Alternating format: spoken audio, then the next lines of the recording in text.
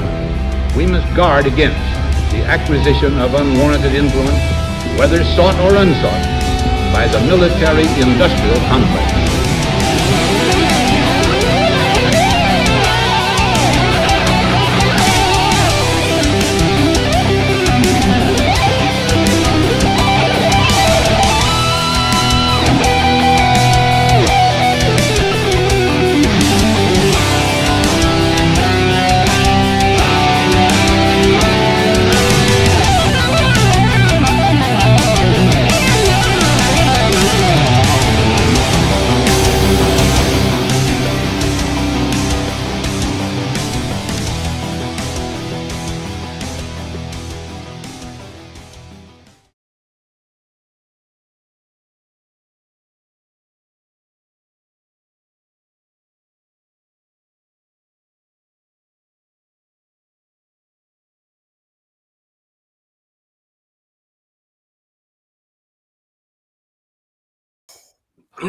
This really is me, like, first thing in the morning. This is why Sleepy Josh hates me when we go on the road, because I'm not chipper. I'm not in a great mood. I'm just awake enough to be an asshole. Yeah, I'm not much. I'm the same way. I need at least a good hour or more, a couple hours to get going. Nobody will talk to me. I used to get kicked out of bed at 4 o'clock in the morning by my dad to go to fucking hockey practice. And so, like, for the rest of since I'm like 12, I'm just up. Like, okay, we're doing shit. Yeah. I hate that. I'm bad with sleep. I need to sleep in. Not sleep in, but I need like 8 hours of sleep. I get like by 7, I feel it. Not bad, but I feel it. 6, I'm like, oh, I'm struggling. It's like it was terrible. Some people that sleep 4 hours a night and jamming. It's just crazy. Okay, yeah, I'm going to introduce this, like, because you don't have like endless time, right? I mean. Oh yeah, go ahead. I'm ready. Go ahead. Okay, welcome back everyone to Anonymous Bites Back. A special guest, we have Ryan Christian from TLAV, and I'm going to have you explain the full thing soon, because last time I made a really bad mistake on pronouncing it. So, hey, we had you on before. Maybe first explain for the listeners what TLAV stands for, and then we'll go into what happened since your last visit, right?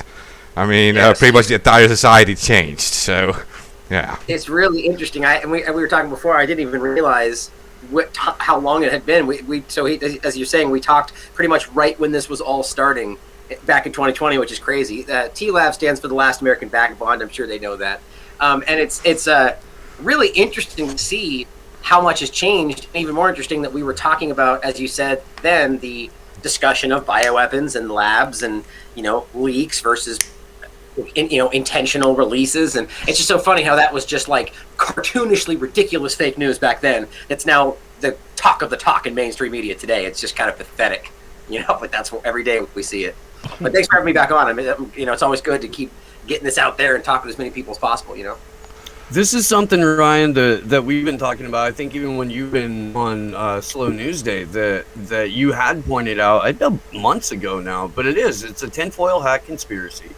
Until it's breaking news, until it's a headline, until it's safe to talk about. And safe is relative because it only means for the people whose career it is to manage the narrative. Now they're allowed to talk about it in a way that will help further that specific narrative. It was too soon when it was just us. Then it was dangerous. Now that they can get kind of like shove people into a corner on how they're supposed to think about it, it's okay for them to talk about it. Right. Well, here's another interesting angle on this discussion.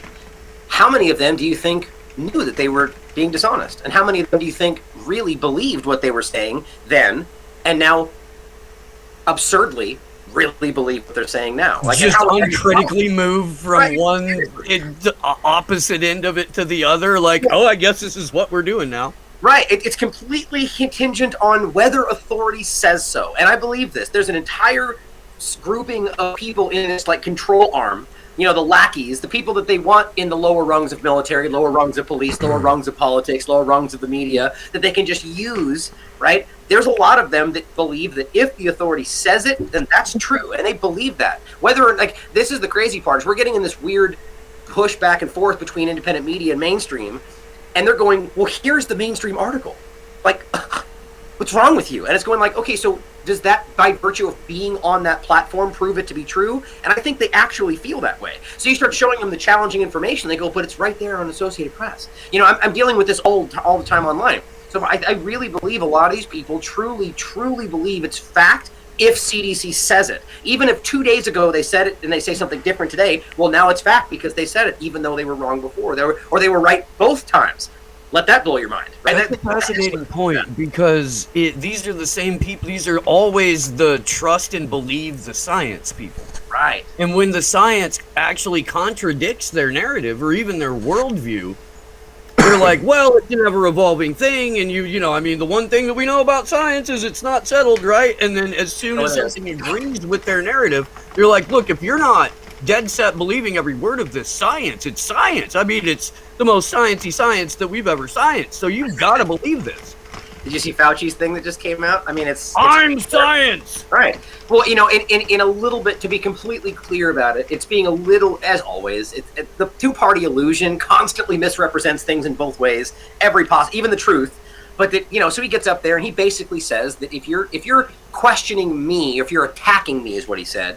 What you're attacking the science because what I'm saying is the scientific reality, which is a little bit more nuanced than what they're claiming, but nonetheless, it translates to exactly what they're saying. He's saying that he is the embodiment of science, but not because by virtue of him stating it is science, even though I believe that's what he thinks.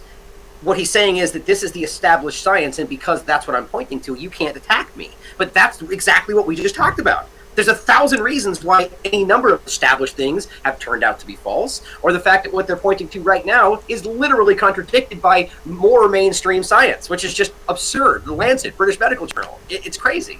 So to be perfectly honest with you, we when we covered the Fauci identify as a science now thing, we did it from a comedic perspective, like specifically, you know, just to have a good laugh about it.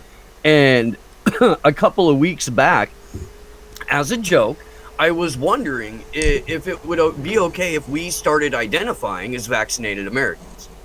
You know, we just, no, I'm sorry, this is how I identify now, I'm vaccinated, you can't question that, that's hate speech. And I think Fauci coming out and identifying as science really helps further my position on this. I see what you're saying. I missed that when you said that first. So he's identifying as science. That's pretty funny. Yeah. That's funny. Hey, so we had a discussion about Fauci, because this is actually, it's happening all over the world, right? And Fauci is an example of someone who is a puppet of these people behind the scenes who are like pulling this entire new society over us, right? And they're doing it everywhere. I mean, we have the same thing. I'm in the Netherlands. Our prime minister meets with Bill Gates in a little tower. Next week, we have all these new rules. We never asked for it. We never voted for it. Nothing.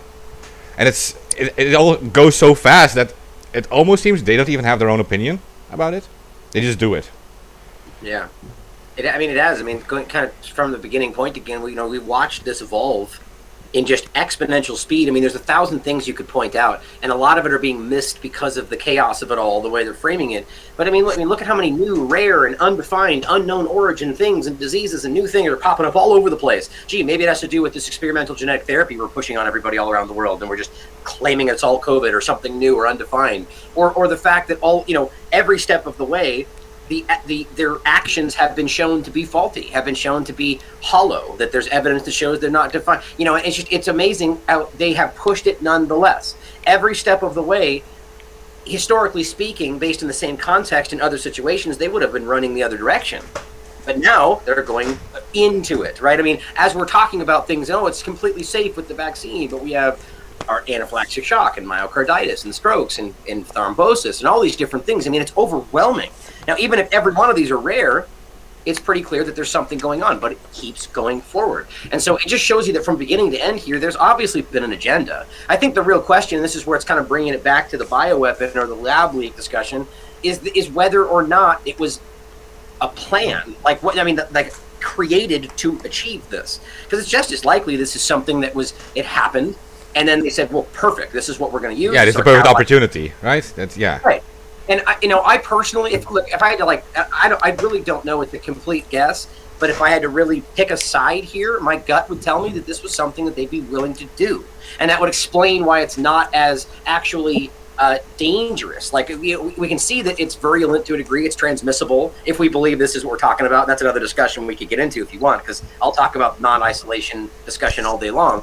But that if you were believing in this bioweapon discussion, it would make a lot of sense that you would make something like, if you believe that they're sinister enough to do this and kill people, but not sinister enough to like murder 30-40% of the population, right? It's hard to tell what kind of sinister they are, but you make something that would be spread a lot and be used to say, look, this is dangerous and we can make it worse with flu and pneumonia. It's like, you have to realize that we're their chattel. Like, we are the people that they use to achieve their ends. So they wouldn't just want to wipe all these people out. That's my opinion, but I don't know. I can go off on random directions on all the time, but it comes to the point that it seems clear that there's an agenda happening here.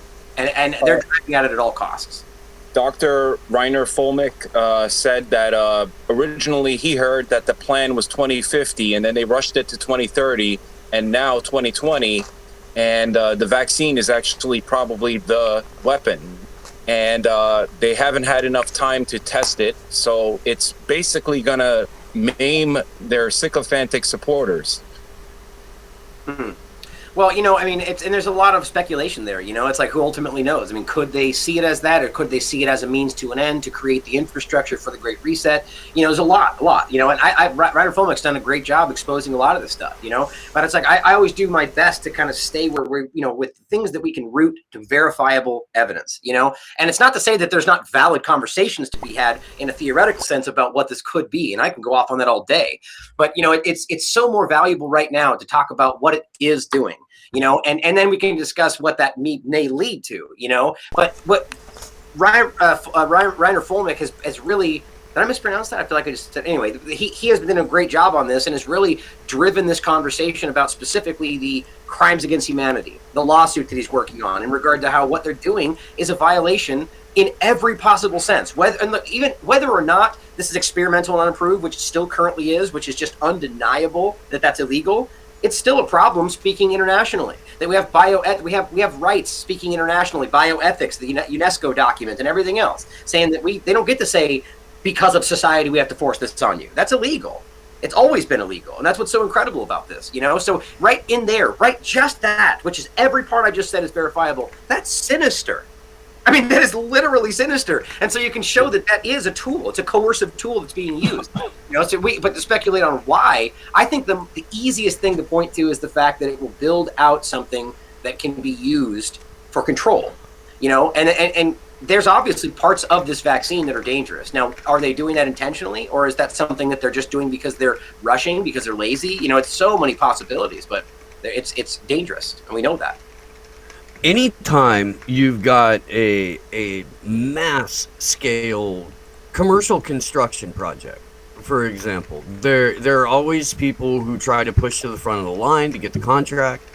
Right. And then once they're under contract and under deadline, it becomes a very delicate dance between how many corners you can cut and still make your money and pay your guys and get out of there, and how many lives you're compromising by doing so.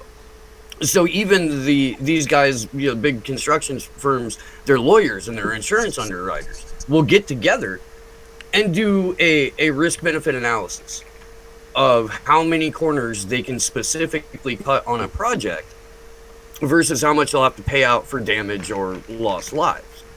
And it seems like that's the only step that anybody paid attention to in terms of the rollout of this vaccine. Is like, okay, ballpark, can we predict how many people are going to die? If it's under a certain percentage, we can get away with what the fuck ever as long as it's spun right. If it gets out of hand, then we got to really do something about it. And that's the exact same way that they treated the Rona to begin with. Like, it was all a risk-benefit analysis based on dead bodies and media spin. Right. Right. Well, and there's another angle in there in regard to how these companies work in those contracts too, right? Like, this is something that I always point out from the beginning, is that it's a business. Pfizer, Moderna, these are companies, Moderna especially, that's failed repeatedly. Multiple products continue to miss the mark and are yet somehow magically have one of the highest evaluations. Yeah, that's not very telling or anything, but it's clear that there's, that they're desperate to make this work right now.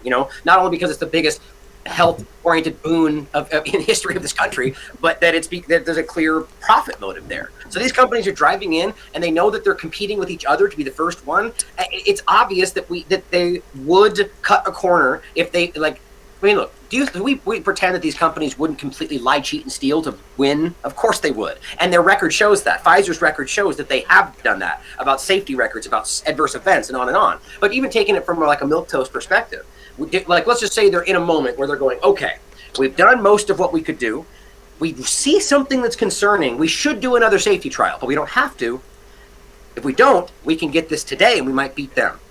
Do you think they're going to err on the side of doing that and risking losing the contract? No, they're going to go, well, we can squeak by with this, even though we probably should do that safety trial, right? That's the easy, honest way to recover this and realize that that's wrong and that's happening in any situation like this. So what it means is, actually, is it possible that I could share something real quick, or share a screen? Oh, yeah. Just real quick, I just want to show this. You guys have probably seen this.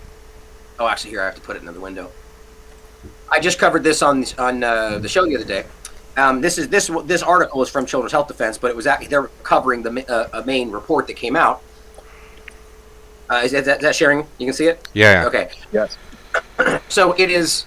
The reality is that Pfizer, and this is new, Pfizer skipped their critical testing and cut corners on even quality standards. Now, this is not even talking about animal studies alone. There's plenty of examples here, and I'll give you this. You can include it for people to read. And I did my own a whole show on it as well, by the way.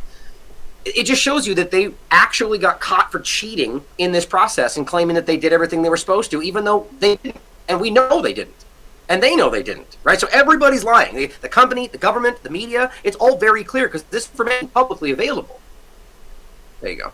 I just think it's staggering to me. And so we trust these people to tell us that this thing is going to be safe, there's not going to be problems. I mean, it's obscene. And so it just speaks to, again, the larger point, that it's obvious that there's some kind of a push that's happening here. Now, it could just be that for whatever reason, it's just profit. I don't buy that. I think Build Back Better being ubiquitous across everything we can see, the Great Reset tying in exactly with the justification, the green lockdowns already being floated, like it's all clear that this ties into a larger push. So why then with this vaccine? I think it's an easy suggestion to say that it's because of the vaccine passport, which leads to the infrastructure. But I'm also deeply concerned about the nanotechnology and this weird technocratic transhumanist push that's happening within this vaccine technology and the direction it's going. It's alarming. A lot of this stuff is.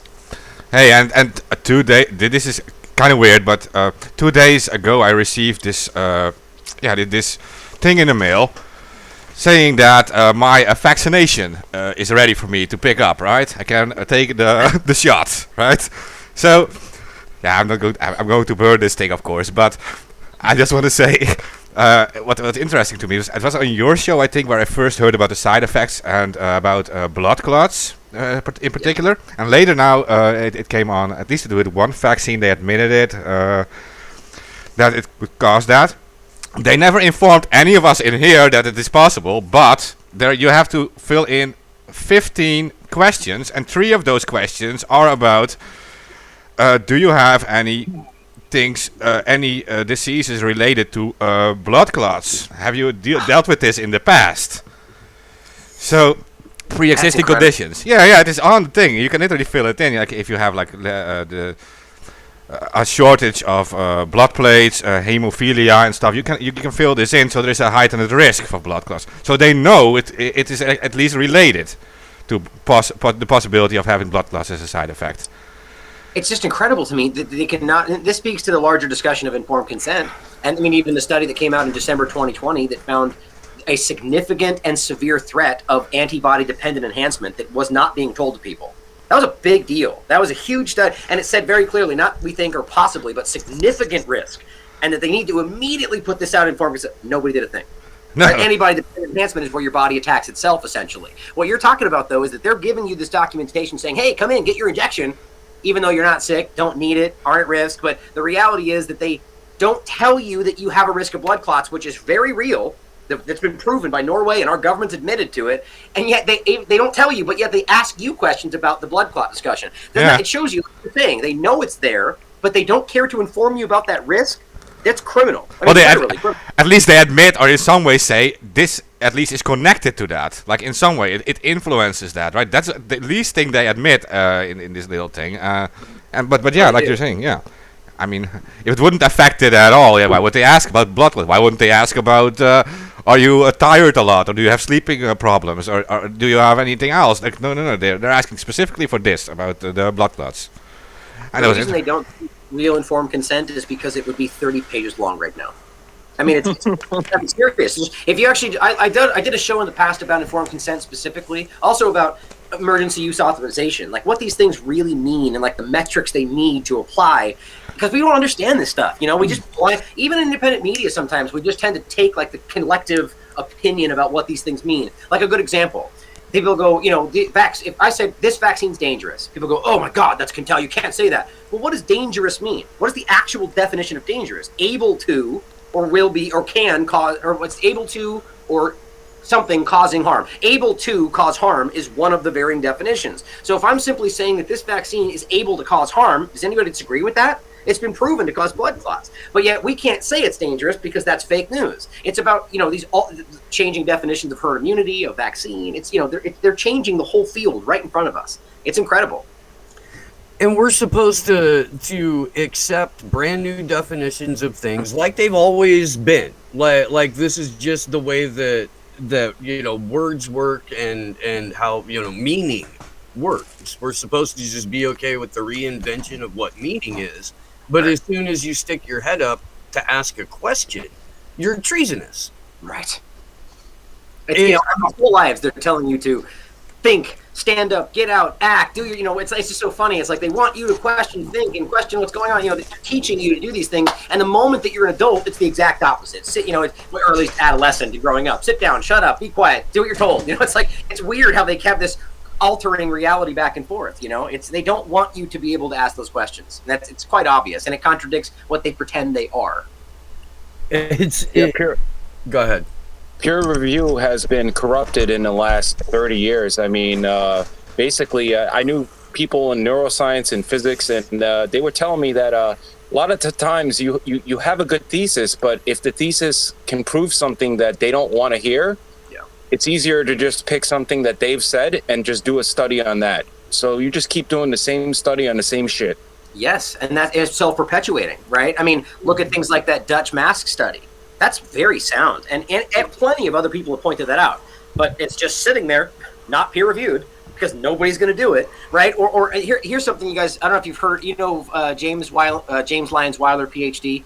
He started a group called IPAC. I forget what exactly stands for, but this is an answer to that. So what this is it's a group of very highly reputable scientists, doctors, whatever, that are doing it themselves.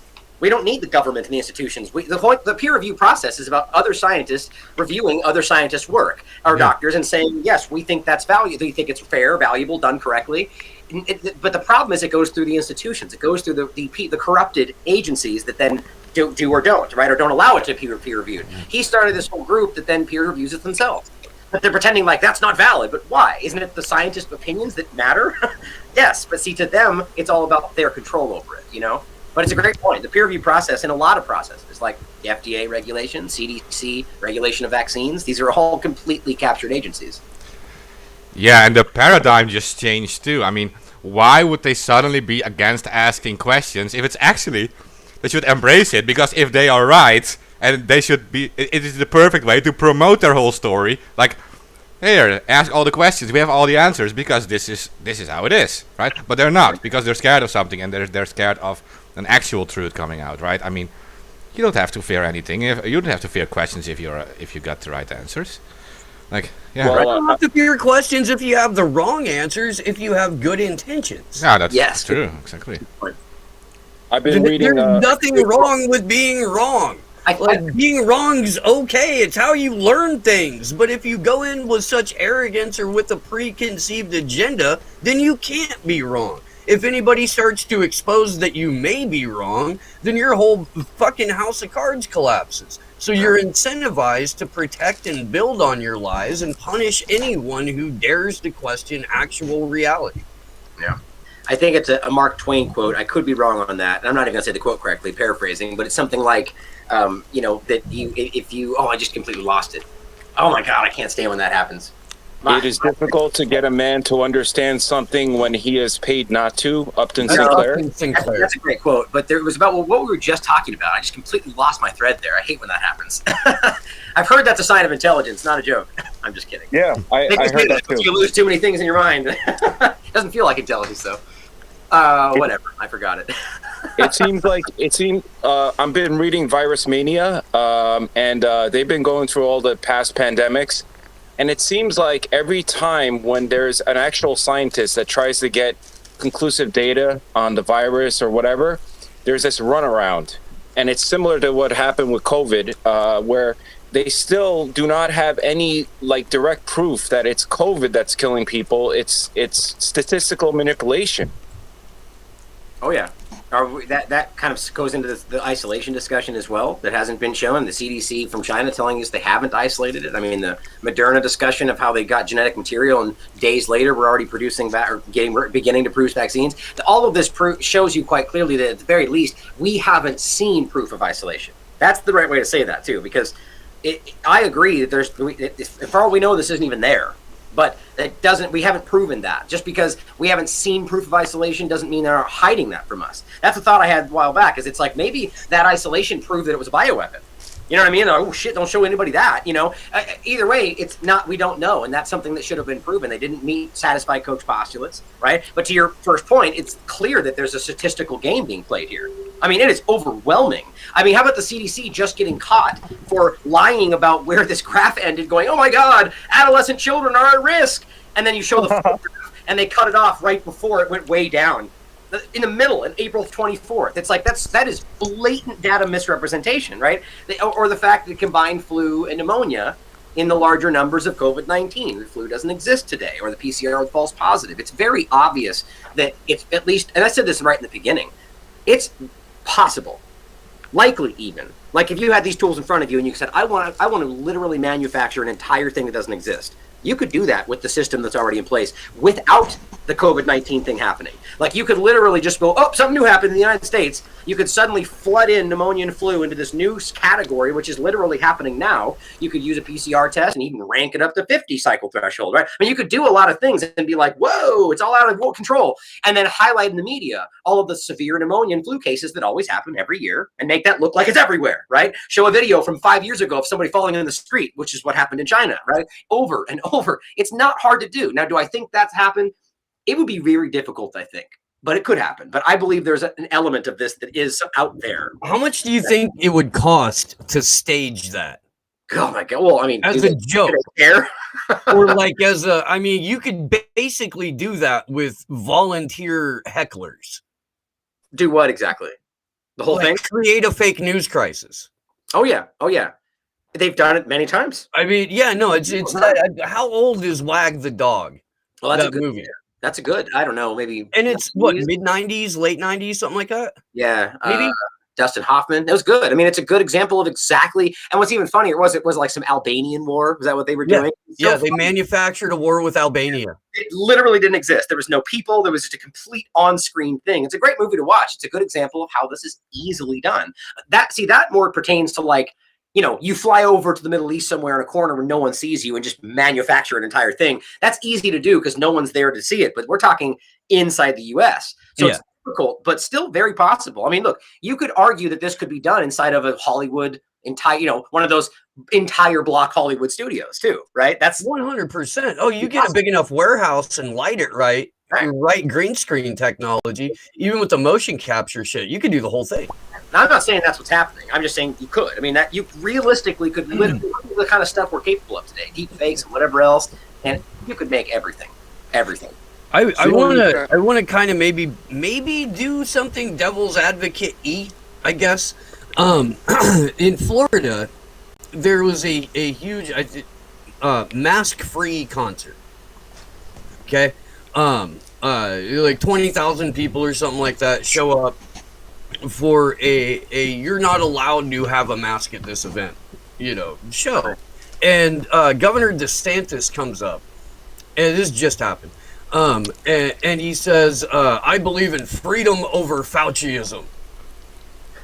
So he's like completely hijacked to politicize and single out the one individual that it's totally okay to pick on in this thing now. Like, at no point has anybody else gone, okay, but Fauci was just one guy. Gain of Function Research was being sponsored by and ran out of Fort Detrick. Yes, Fauci was instrumental in moving it to Wuhan, but so were a number of other individuals. Why are we only talking about this one guy? Yeah. One. And then two, politicizing what appears to be the right course of action comes off as very dangerous to me. And I just want to know what you guys think about all of that. Couldn't agree more, man. I couldn't agree more. I've said this from the beginning, even with Rand Paul, to be honest. Yeah. They're not fighting for us, guys. They're not on our side. And DeSantis is out there using this to his benefit. I can almost guarantee he's going to run in 2024, right? I mean, that's already been floated by his own people to a degree. But the reality is that he's not doing anything for us. He first outs no masks and this and that, but quietly says, go ahead, businesses, you can still do it, which is the real point. That's the point, because that's what's happening everywhere. So he made a big show about, I'm on your side, but he's doing what every other state's doing, even these Democratic states, So it's while not criminalizing free assembly.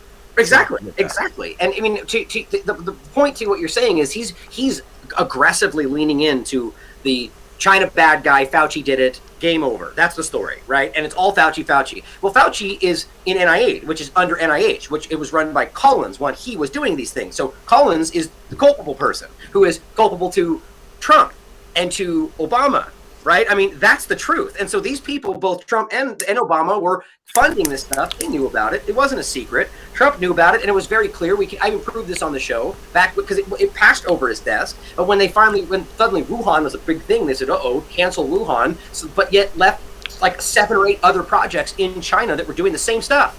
I pointed this out when this happened. So it was all a shell game of keeping you thinking they were changing stuff, when in reality was they were all involved. Our government was deeply involved with this, not just Fauci.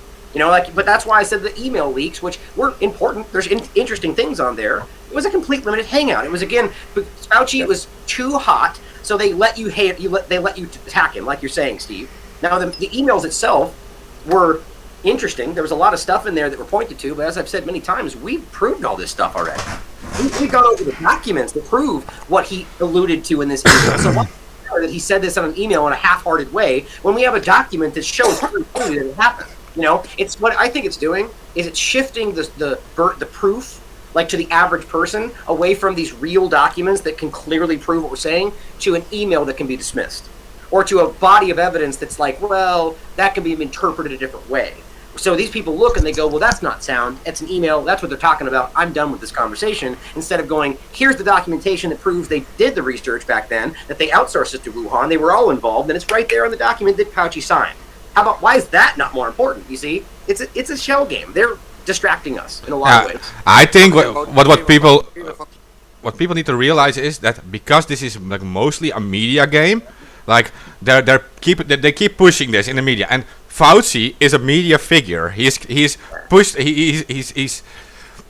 put in there to actually. Part of the job is to take the fall when things go wrong. When there are people saying, like, without all of this, probably it's Fauci doing this stuff. He needs to be fired. He's put there to be fired. That's part of the job. That's all prepared already. He knows that. So that he is just, in that sense, an actor of this whole media game. And second to that is, like, I'm not from America, but this is happening in 190 plus countries, right? And there's clearly a global operation going on that is behind the World Health Organization and Fauci and these people. They're just that's a great point. That's a great point. So what somebody said right in the beginning of all this that really rung true with me is that every time there's a big crisis like this or an event in the world, what do we always see? We see the U.S. government rush out way before you could possibly know what's going on and set the narrative. They grab the international microphone and they go, China did it, Wuhan lab, everybody looked there before anybody knew what was going on. There's no way they could know unless they were involved. which, by the way, they were, and I pointed this out, when they made that statement, they had personnel there. And when the WHO went over there to look, the majority of personnel that went were U.S. people because they were at that time funding them the most. So Trump going, we didn't know, they didn't tell us, is ridiculous because their people were there. They knew what was going on, you know? But it's an interesting sidestep. But to your point about Fauci, I think it's you know, who knows? I mean, it's an interesting thing to consider. I agree with you. Definitely a character that's been placed in this position, right? But do you think he knows that he was going to be sold out?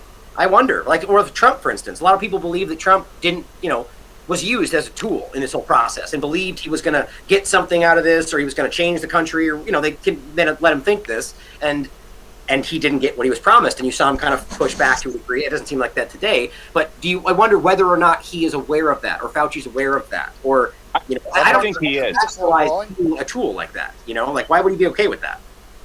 I think because he's gonna get his retirement.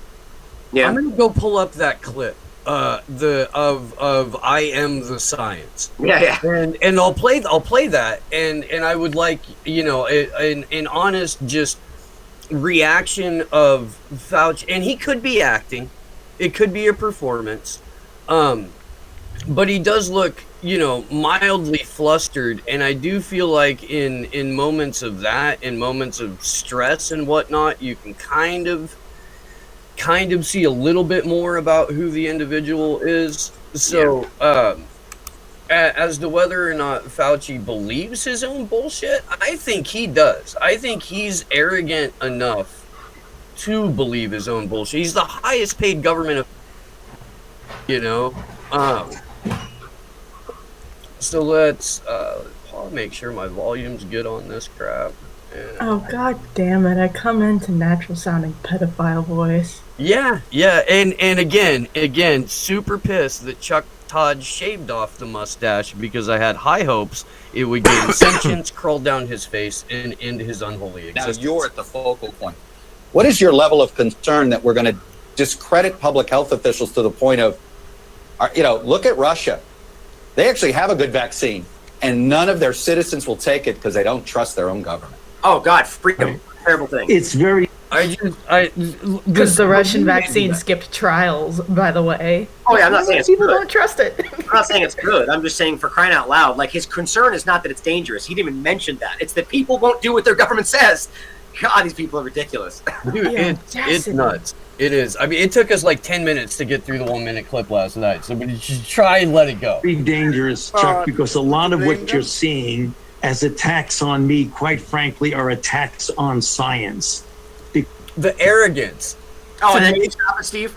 I know I only made it like, fuck, I'm sorry, I'll let it play. Because all of the things that I have spoken about consistently from the very beginning have been fundamentally based on science. Sometimes those things were inconvenient truths for people, and there was pushback against me. Shout out to Al Gore. If you are trying to, you know, get at me as a public health official and a scientist, you're really attacking not only Dr. Anthony Fauci, you're attacking science. And anybody that looks at what's going on clearly sees that. You have to be asleep not to see that. That is what's going on. Ryan Christian, last American Vagabond, my friend, my colleague. Are you asleep? You appear to be awake, my friend. You do. What's funny is he's using classic like, okay, first of all, so all he says, his whole argument is because we've established what you're supposed to think, and that's what I'm saying. Then if you're attacking science. Therefore, if you don't agree with me, then you're not paying attention and you're stupid and asleep. Like that's not even a scientific argument. That's not even a valid argument. That's an abuser's argument. What's that? That is an abuser's argument. That's someone who has serially abused their spouse for years and years and years. That's the argument that they put forward. It's your fault. You made me hit you, you stupid. Right? That's a religious argument too, because the idea that the guy who interprets the science is the one that knows the answer. Yeah, exactly. Scientism, right? It's a great point to bring up. That's what this is, and that's what this is being framed as, right? Is that he is? It's the religion. You can't challenge him, even though saying that in and of itself is anti-science. That's what's so incredibly ridiculous. Is the point is just because a leading person in science that we're told is espousing this and pointing to other institutions. If there's I just played that clip. I forget the guy's name, but he made a great point that most most new and groundbreaking science is done by people from outside the mainstream. We played that too, yeah. Historically speaking, and that's true. It's people that challenge collective belief, but they don't want that to happen today. Oh, we have examples of that. We have examples of those. I mean, Nikola Tesla, Albert Einstein, they often were against the whole scientific community and their standpoints. And eventually, they were right about things. So, yeah. Tesla's the best example. I mean, look at what happened to him. Tesla would have listened to, if that would have been the direction, our whole world would be different. We would have futuristic society right now. It would be so different. And they just said, nope, we can't monetize that, so screw the future. Same mindset today. Same thing. Yeah. Joe Rogan had a pretty funny joke in his last special on Netflix about how there's so many male inventors, but there's so little female inventors. But when you look at the female inventions, there are things that are actually useful and made life easier. Meanwhile, the male inventions are like this obsession of like shooting our seed into other planets. Right? That's funny, right? So they shuttle away all the good things that could better our lives, right? Put them on those Indiana Jones shelves at the end of that movie, right? Just shuttle it away with a number and say, who cares, right? There's so many of those things. It's crazy. I actually did an article about this a while back about like not like even groundbreaking stuff, just like corporate things. So you've got a tool that works, and you make this thing that's just 1,000 times better. It uses better equipment, it's cheaper to make, blah blah blah. And because they're a powerful corporation, gone. They buy it, shove it away, never talk about it. And it's just that happens. There literally are shelves full of things that could change everyone's lives that just they don't let us have. It's sad. But like I said, can you really blame the Russian people for not trusting the government? I mean, not at all. Putin No. does some really shady shit, right? Totally. I don't know why anybody would trust any government. I mean, that just seems like a no-brainer to me today. It's bad. Yeah, I certainly don't fault the people of Russia for not lining up to listen to the pharmaceutical industry or an authoritarian leader. Right. Well, the point is, this is a global thing. I mean, there's no questioning that. This is a globally coordinated agenda. We could even call that a conspiracy. They conspired together to drive this thing to a certain Careful thing. now. I know. Right? Whoa. QAnon context warning. I know, right?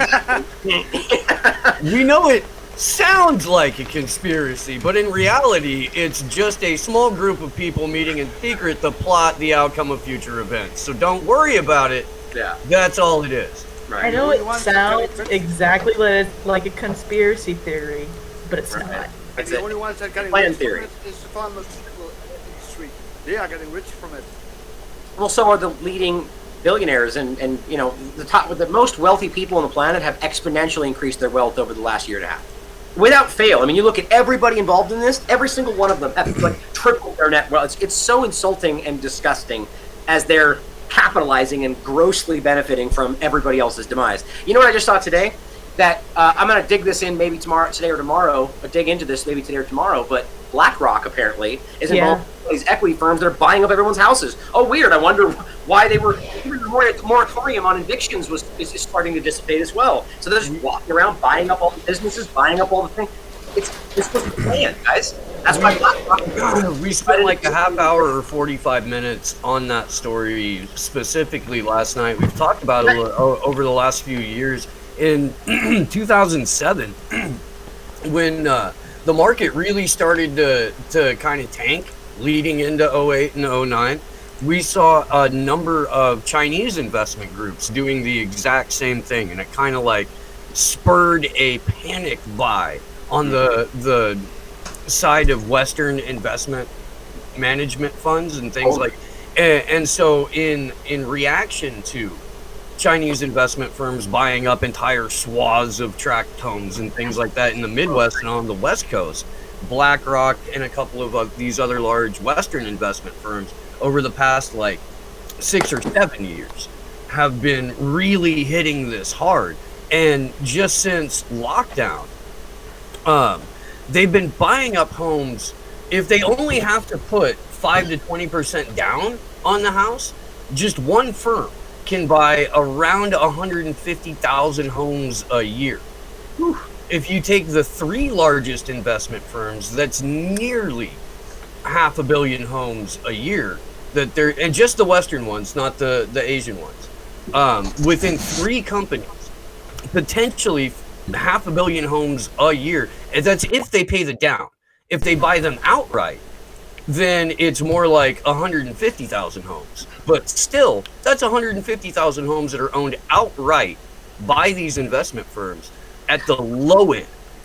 You're a permanent renter.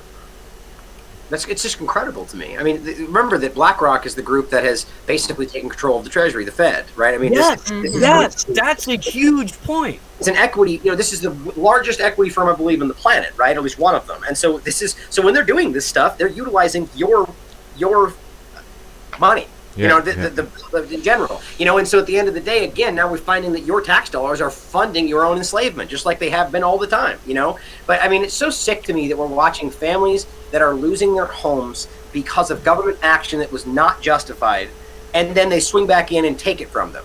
You know what I mean? Pennies on the dollar. And the abyss between rich and poor is getting bigger and bigger and bigger. Yes, that's important that we cannot ignore. Even the guy from the WHO talking about lockdowns, remember? And this is funny because the whole don't challenge the WHO guidelines until we decide to and shut up about it, right? So it's like they just do it, both lockdowns and I think it was something else too. But the guy said very clearly that lockdowns are bad and we shouldn't be doing this unless it's like the means to like a quick stopgap for a problematic situation. He says they only have one real outcome. They make poor people a hell of a lot poorer. I mean, it's what we're doing, and you're widening that wealth gap to an extreme level we've never seen before. And it's just that's why they're making all the money, because they go, oh, we're going to swing in and scoop it all up. How about the beginning of this when all the people in, I think it was like at least 6 people in Congress, or maybe it was 3, and then it was like Bezos and a couple other, benefited stock wise from their knowledge this was happening before they let anybody know. And when the people get too much money, they invent some bubble, and there will be a crisis again. Yeah, something. Yeah, I mean, or it's just going to roll back around. I mean, it's all about how they keep this whole infrastructure moving. The Delta variant, a new thing, right? Oh no, this new unknown thing over here, bird flu in Japan. It's like, something's going to pop up, and they're going to use that to drive this. And it's what it will be. It's hard to say, but I mean, it's just a given. Well, you see an old physical market, our open capitalist market being destroyed, moving into a digitalized market owned by a few parties. I mean, I'm in a country where we have the largest harbor of Europe. They don't depend on our little packages anymore. It's just Amazon, a few other big companies, but it's all about them now, and the economy is completely changing into this digitalized system. And then we're dealing with things like vaccine chips on your passports. We're dealing with everything has to be paid digitally, the entire system, and it will all be one little chip in the end, of course. That manages everything. I mean, we have a chip for traveling here too now. They can just put it on or off if they want. So it's like, yeah. Damn. And in this country, those foreign companies don't even pay high taxes. No, I don't pay anything. No. They pay nothing. They're putting the idea of international or universal basic income too, which leads right into that same agenda, right? So now you're dependent on them for your very income. Go ahead. The whole agenda started 30, 40 years ago when they were trying to, use viruses to cure cancer and all that. Mm-hmm. And when you look at all these pandemics and vaccines, there's no conclusive evidence that there existed a virus, like that was the cause, and the vaccines didn't stop it. Usually they went down before the vaccine. Right. So I think they're using this whole fear of viruses, which is this thing that requires high technology to be able to let's say, isolate, like they say they're doing, or test for. And that's how they could put this abstraction, kind of like how religion says they have the connection to God. Well, these scientists say they have the connection to your livelihood. And Ted Kaczynski, sorry. Mark was saying he got the letter for the vaccine. I got it as well. And it just ended up in the paper bin here. Yeah, I'm not taking the dirt. God damn. Yeah, Ted Kaczynski said that the last bastion, we can't shut off electricity to reform the system because people get upset. But the last bastion is when they start violating your own body. And that's where, I guess, this is where we decide whether we're going to be a robotic follower slave class, or change for the better. And I think the vaccines messing up might actually give us a shot, because you see all these people, these authoritarian followers, they're gonna be sterile or dead. Well, it's interesting you bring up Ted Kaczynski, because it's such a relevant topic today that a lot of people, the normies out there, have never even heard of what he wrote. And what's really interesting is how, let's just play this conspiracy, let's dive into the conspiracy theorizing here and think about how interesting it would be if that was all part of this, that they were intentionally trying to demonize this at a time when, remember, at the time this was happening, they were obsessed, and they are today still, obviously, with nanotechnology, with the direction this was going. mRNA vaccines, or self-amplifying versions of it, were discovered in 1990s, right? So is it possible that they said, well, this is obviously where we're going to go, so let's make this manifesto and let's make this happen? Or rather, maybe they got wind of him writing the manifesto. I'm just randomly spitballing, but it's interesting how that was used at a time to demonize something that we barely even understood yet, to most people anyway. And now we're looking back and going, wow, what he said, clearly, one, he's not crazy the way they make him out to be. He's very, very smart, and he's very aware of what's happening. Now, do you want to agree with the actions he took? If you believe that's how it went down, that's a different conversation, right? But it's weird how now when you start espousing the ideas of why technology is dangerous, they're going, oh, he's one of those guys, right? He's like that guy, and it's interesting. I can't tell you how long I've walked around with this face, this voice, and this beard with like unlimited Unabomber comparisons. and look, I gotta say, hang on. Well, I got him over here. But aren't all free thinkers called crazy, called tinfoil hats, as we are called now? Pretty much always, right? Historically speaking. I mean, look, there's plenty of examples. I mean, even just taking examples from our current, like the last 50 years. We all know it. We could sit here and rattle off conspiracy theories that turn out to be true for the next 3 hours. Right, so it's the same thing. People that were going, the first person to point out, like, oh my gosh, they're spraying things in the sky. You're an idiot, right? Now, look at there. Now we're doing it for climate change. It's like or fluoride in your water, which is one of the most obvious things that now it turned in from you're a crazy tinfoil hat lunatic to we're doing it for your teeth because that makes sense. It's just, Yeah, right. Oh my God, Steve! There's like a Unabomber on the chair. Well, the scientists that we have today, they're most of them are their theories and stuff come from Project Paperclip. Yeah, well, I'm glad you bring that up too, because that's exactly true. But tying it into the bio part of it, which is there too. Remember that they did just like Operation Paperclip. They brought over Dr. Ishii from Japan after World War II, and this guy was a maniac, in my opinion, based on what he was doing, or at least just didn't care about. He was like a sociopath. He was working on like open live human subjects and testing with biowarfare. It's the bio program. His work created the basis for the biowarfare program for the U.S. government. And look, that's the whole thing. Viruses and all the stuff we're talking about for treating things, that's where this all based out of. So it's like to realize that they're bringing in the worst of the worst from both parts of this that we pretend we're trying to stop and then make it our own. It tells you everything you know about who these people were and what their real intentions were, Indeed, A-bombs, atom bombs, they are old technology. Nowadays, it's all bioweapons, right? Right. Yeah, And but Project it's easy to Paperclip. smuggle. Sorry.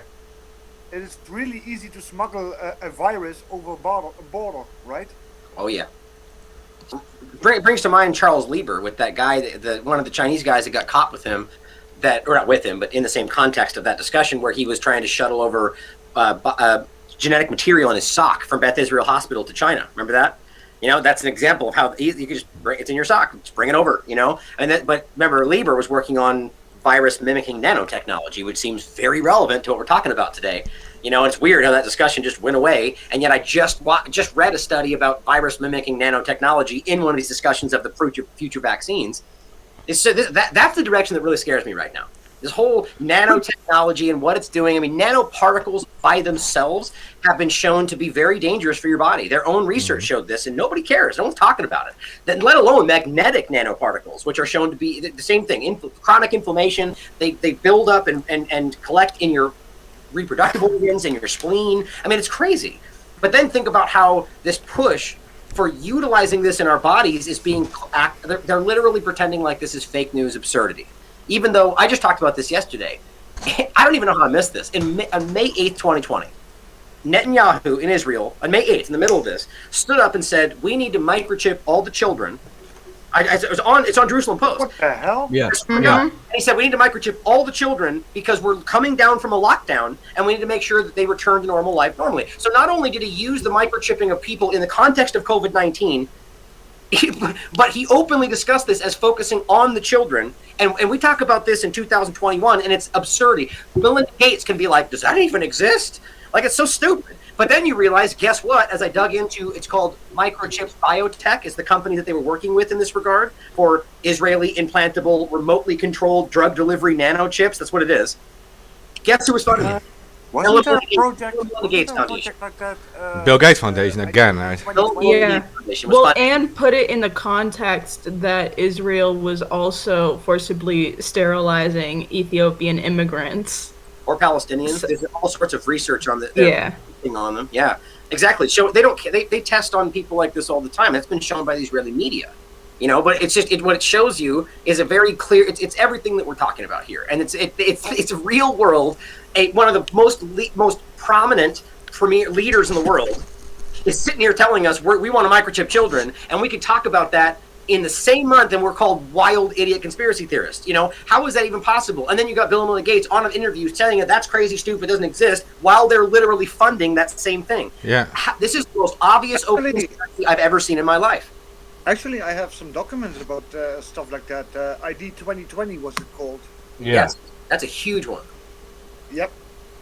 Yeah, that is. I think. I mean, this is a good point to tie it in from before this started and to after. Right, we have the European document showing they've been planning for the vaccine passport between 2021 and 2022, all the way from 2018 forward. So weird how it's perfectly online right now, and Boris just put it right back in place. 2022. That's what we're. Yeah, gonna Angela right? Merkel was already pushing it back then. That's true in Germany. Right, and then you go to the ID 2020 that is before it, where they were already linking vaccine status with a national ID. What is that? That's a vaccine passport, right? I mean, this is for it all, and this is already being linked, and it just shows you that this has been a driving agenda. It's crazy. And what they are creating is a second class and a first class and a second class human being. Well, it's a truly ruling class and a truly feudal peasant class. Right. Neo-feudalism is what the Great Reset essentially is, the Fourth Industrial Revolution. Basically, those with the vaccine passports, they can do everything, and those without, they can do nothing. Yeah, that's the key. That's the key. Only as serfs. The vaccine passport only allows you as a peasant to travel freely throughout the kingdom. It doesn't really give you any like leg up in life. It just means you're allowed to go in certain buildings. And again, at this point, this is all theoretical. I want to make that perfect. Like, we're in the hypothetical right now. Yeah, but listen. They can't. Okay, so the right to free travel is a human right. They can't stop that, right? So how are they going to do it? They're going to say you can voluntarily take the vaccine and then you can travel. So we're not reducing your right to travel at all. No. Because you can always choose to travel. You just have to get the vaccine. Right? Which is the side step of the reality. And right, that contradicts the international law of bioethics in general, right? Because you don't get to coerce them into it. The moment you're coercing, which is exactly what that is, it's a violation. But they know this. That's what's so incredible. They've just either decided amongst themselves that, well, because fear emergency, we get to ignore the things that we always do. Or they don't know that and they're just bad at their job. Either way, it's wrong and illegal. And hopefully at some point down the line, some of these people go to jail. I just don't think that's going to happen. Well, this is why it's so important to stick to only what we can prove. You know, because they make the rules and they breaking their own rules, but they're not going to arrest themselves, right? Yeah, right, exactly. Well, no, the rules are just what we can't do. Yeah, the rules don't apply to them. I mean, that's pretty fucking obvious. The only time any rich fuck goes to jail is if he robs other rich fucks. Mm-hmm. There is this saying, the rules apply to everybody except for those who make them. Yeah, yes. Exactly. Good point. But the vaccine passport, really quickly, though, it's definitely happening. Like, just so we're aware, like, I just talked about Manitoba and Canada. It's already, they're rolling it out. They're Yeah. These things are real life and, happening. And you can clearly see that they're doing it. they're holding this out and holding it in front of, or how about even just specifically, I just covered this, Derek just wrote this article for the Last American Vagabond, and it's about... It's a great article, too, by the way. I read it yesterday. Very good. Nurses? Yeah. Yeah, it's really... I mean, it's upsetting to me. Like, I watch something like this, and it's hard. What's hard for me is I almost feel like I'm failing them because we haven't won enough to get this not to happen. You know what I mean? But it's difficult because you really want to be able to fight for people like this. But they're Houston nurses that are being fired right now for not taking this injection. You know, so you can see how far this has gone. And this is not even about vaccine passports. This is simply saying you have to have this to be able to work here, despite the fact that it's unapproved, experimental, and still being investigated. I mean, So- go ahead. They are kind of enforcing it on people. They'll let the businesses do it, right? Which is that's the government being cowardly as always. Yeah, they, Reiner. they are saying taking the vaccine is a free will. If you don't take it, you lose your job. So they're kind of enforcing it. Yeah, it's like Ryan says, it's coercion. I mean, they say it's voluntarily, but if you don't do it, you have just less possibilities in society. It's that simple. You can do it. You can do less. You can't visit certain stores. You can do. You can't travel.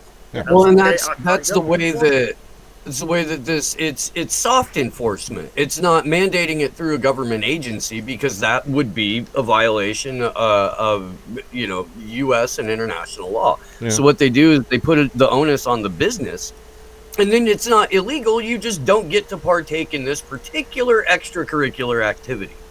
But I would you argue can't get on this plane, or you can't go into that restaurant, or what. But more and more and more, you're going to see that, and then it goes back to BlackRock buying up all the single-family homes. They're not going to make it illegal to own a house. They're just going to price you out of it. They're not going to make it illegal to eat meat. They're just going to charge $135 for a steak.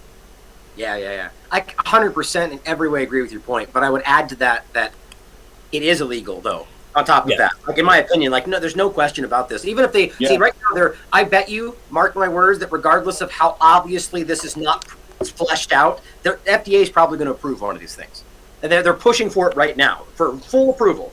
Even though they're still studying things, which is just blowing my mind how obviously ridiculous it is. See, I just did the same thing. So the FDA is, I lost my train of thought. I keep doing that when I rattle off. Approval for it. So the dangerous part of it. So they are pushing this thing, even though it's experimental approval, and if they do approve it, it'll still be illegal because what you're doing is coercing people into taking an injection, whether or not the FDA says that it's safe. Yeah. This cuts into genuine human, to human rights, to personal freedom. Like the joke we've always made for the last 6 months now. What happened to the My Body, My Choice people?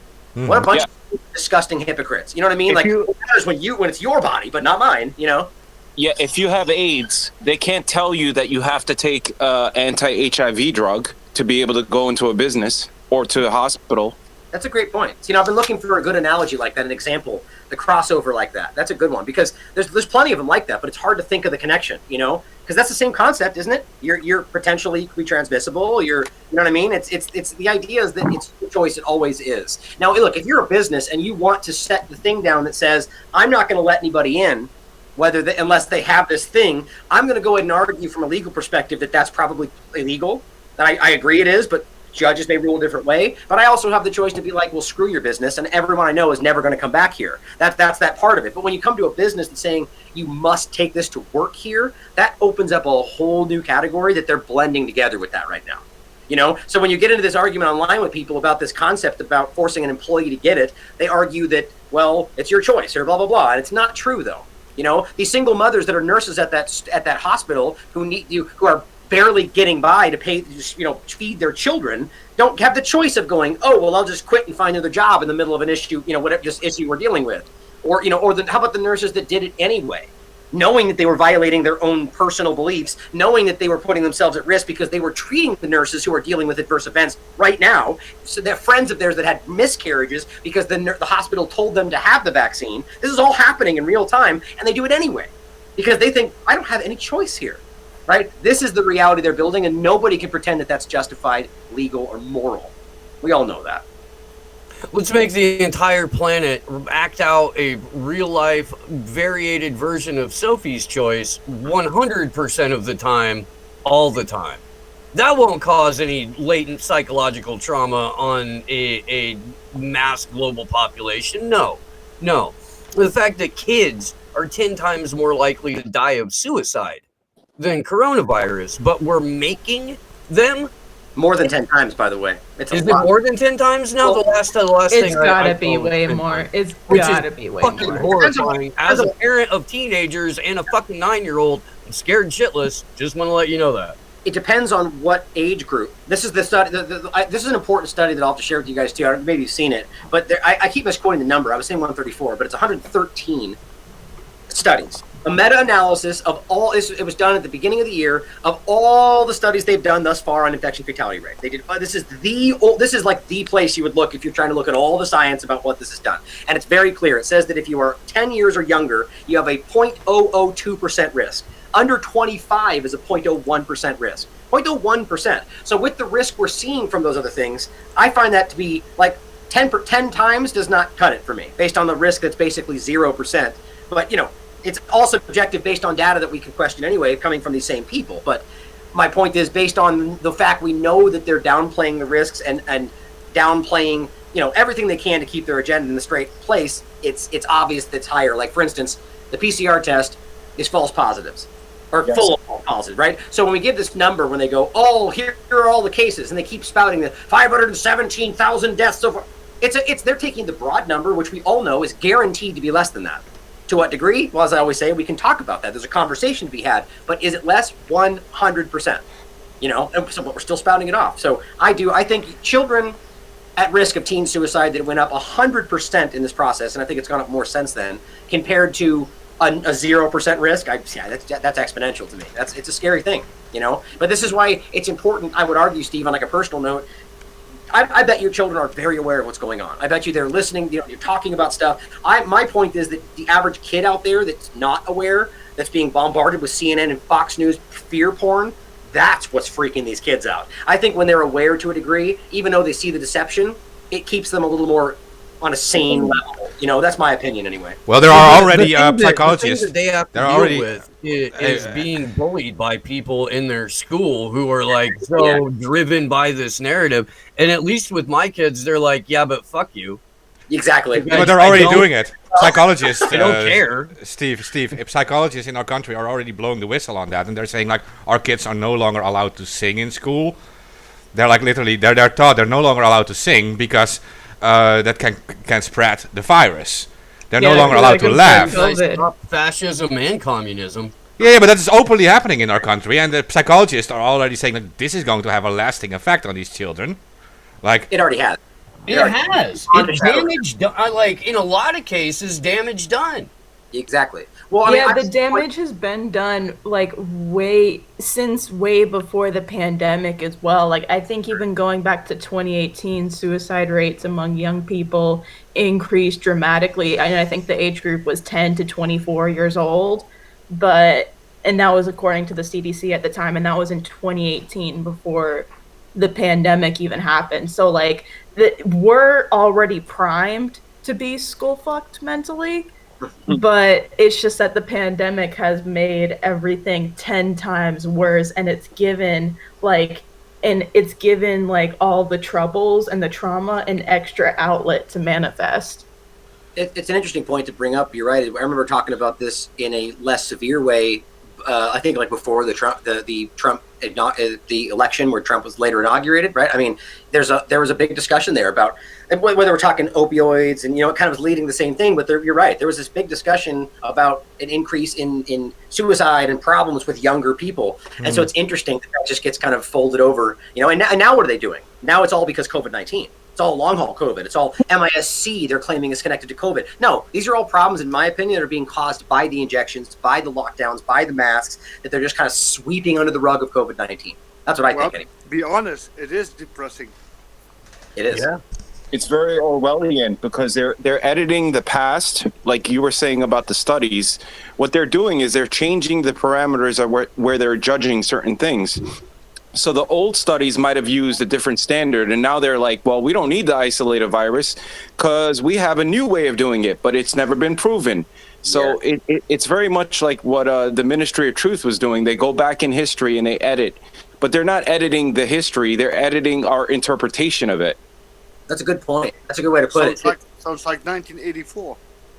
Exactly. Exactly. That's what he's saying. Ministry of Truth. It's definitely. I mean, what's interesting is that they're doing this right in front of us, and this speaks to that earlier point that just because they've now stated this is the reality, the people that buy that are like, okay, that's now the reality.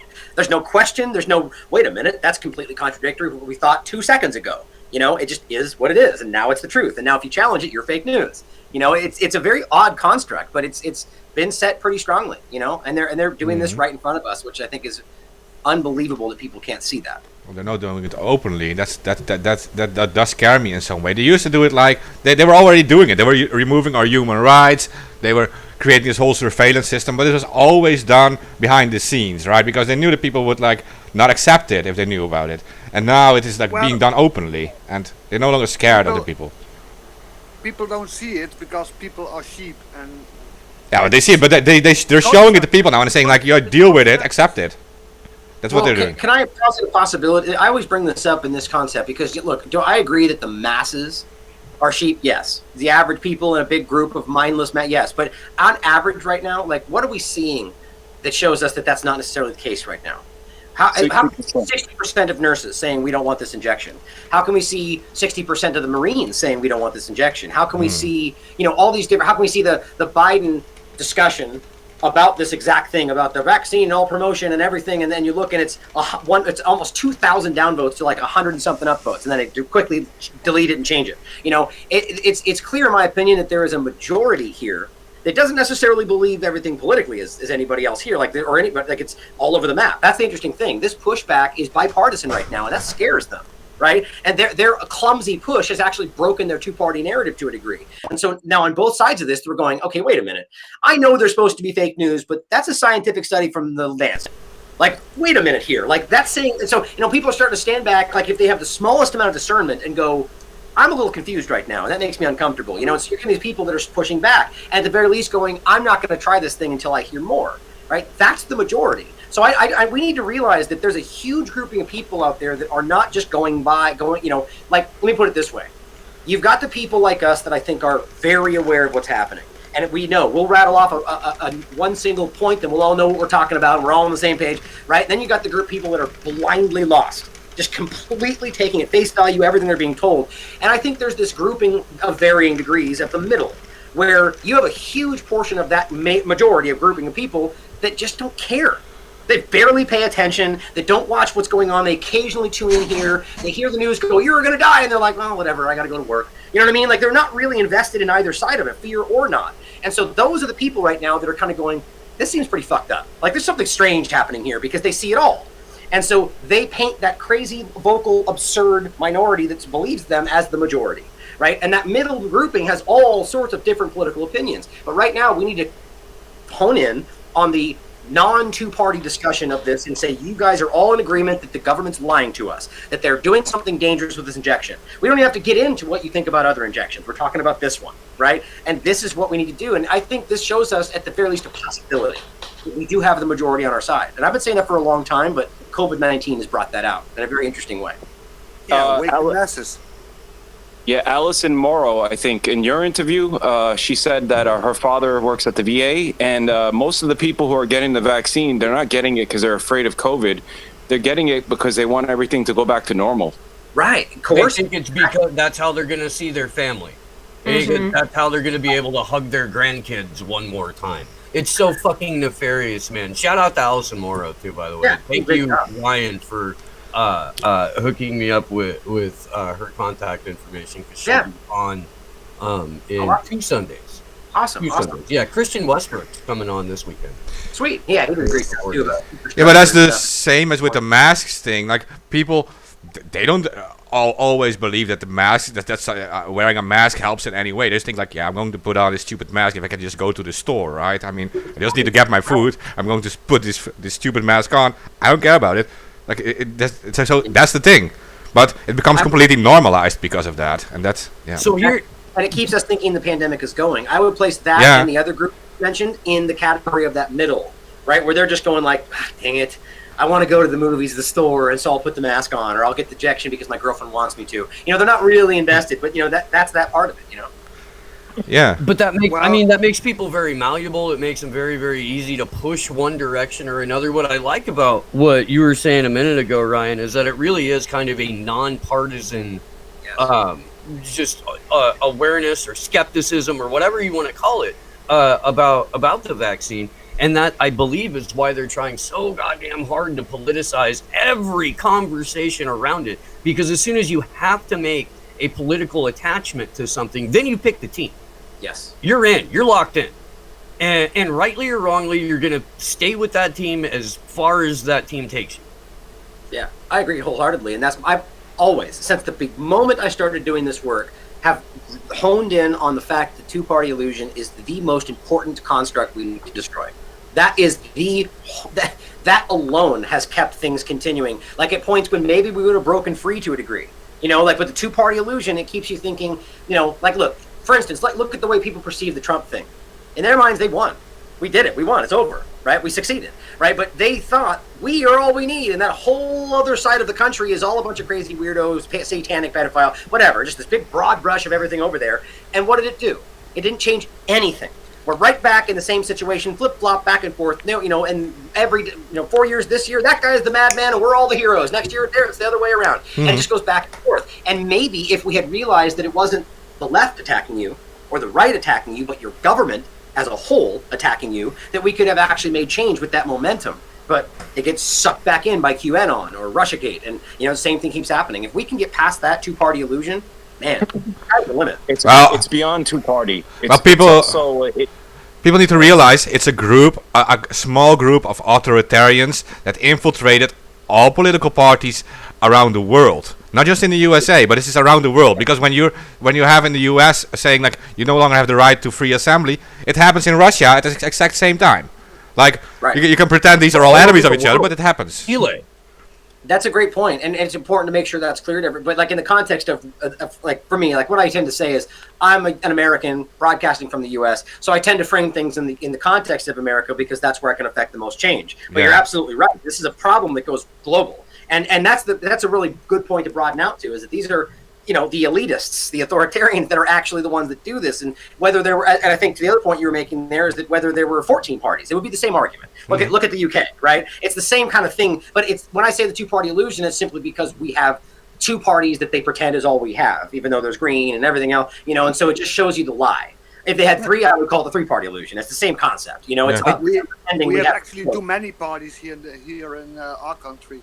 Right. Mark? Yeah, there's like 20 political parties. They're all involved with the same thing. So yeah.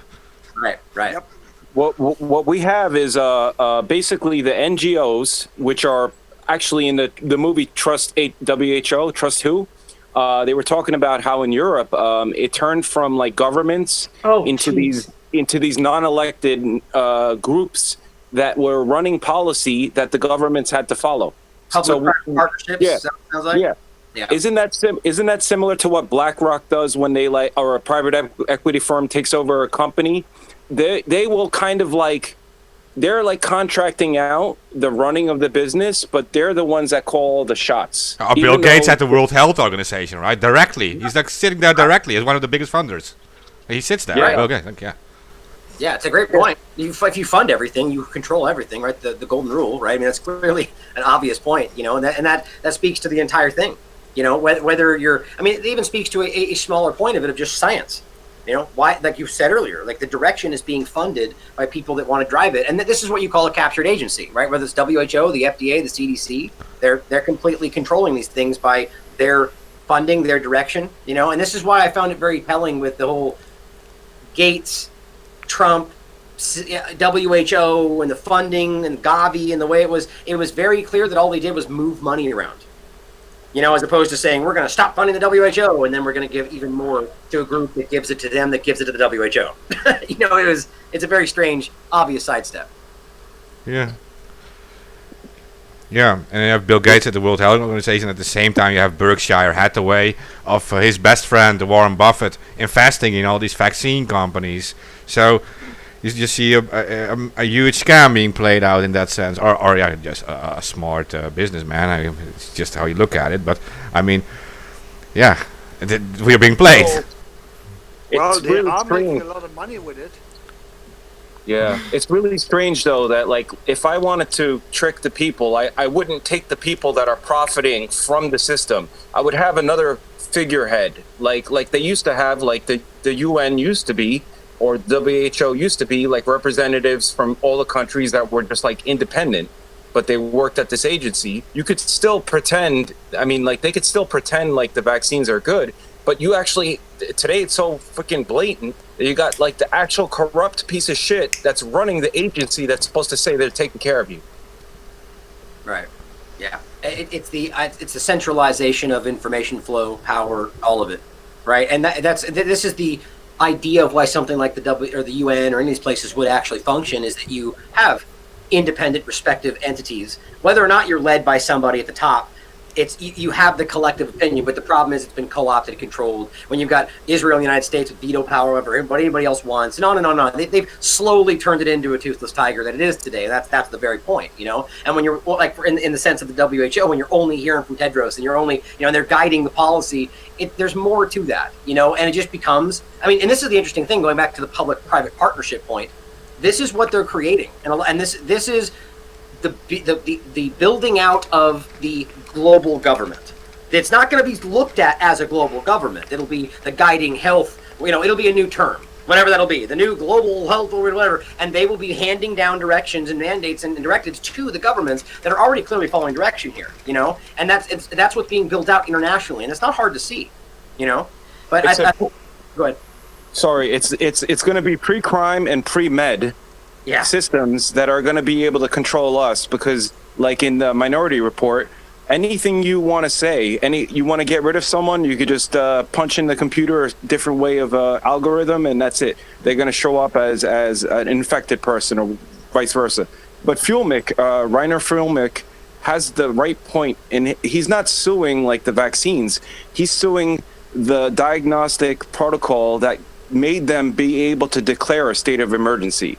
And that's going to blow the hole open on any other future pandemic, because if they can actually show that the whatever the protocols that they're using, the testing, the medical reporting is all corrupt, then the next one, let's say if they try to do a pandemic 2 or whatever, they can easily sniff it out that it's full of shit. Because I mean, like in April I already knew it was full of shit, because the average age of death was like life expectancy or above. So I'm like, this is not the Spanish flu. This is something else. This is bullshit. Well, Spanish flu wasn't the Spanish flu, right? That was predominantly pneumonia, right? There's a lot of these side steps in the whole conversation. Yeah. You think with the pandemic too that the people are gonna fall for it again?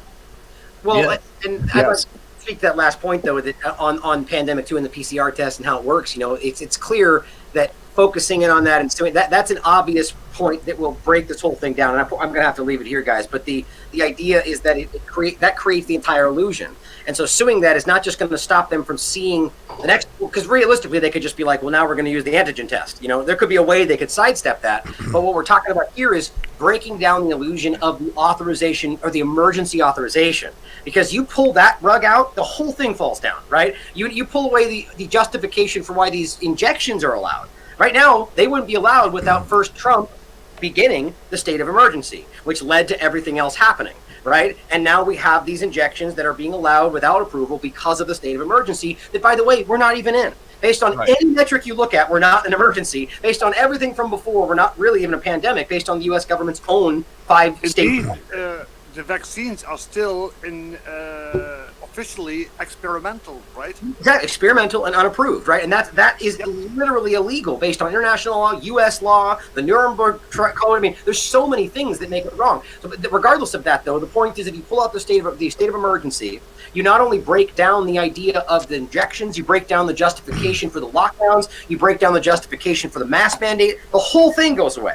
They cannot push these things on you without the illusion of an emergency, because they become crimes. By the way, they're already crimes, but this is their weird kind of quasi sidestep. It's like, well, not really a crime because you're in danger, whatever that means.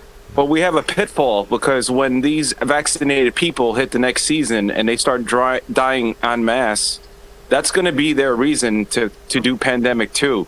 And then this time they'll have tests that actually show that. Ryan, I know you got to get out of here, man. Thank you so much for hanging out for 90 some minutes, man. Really appreciate it. Please tell everybody where they can find you and how they can support you.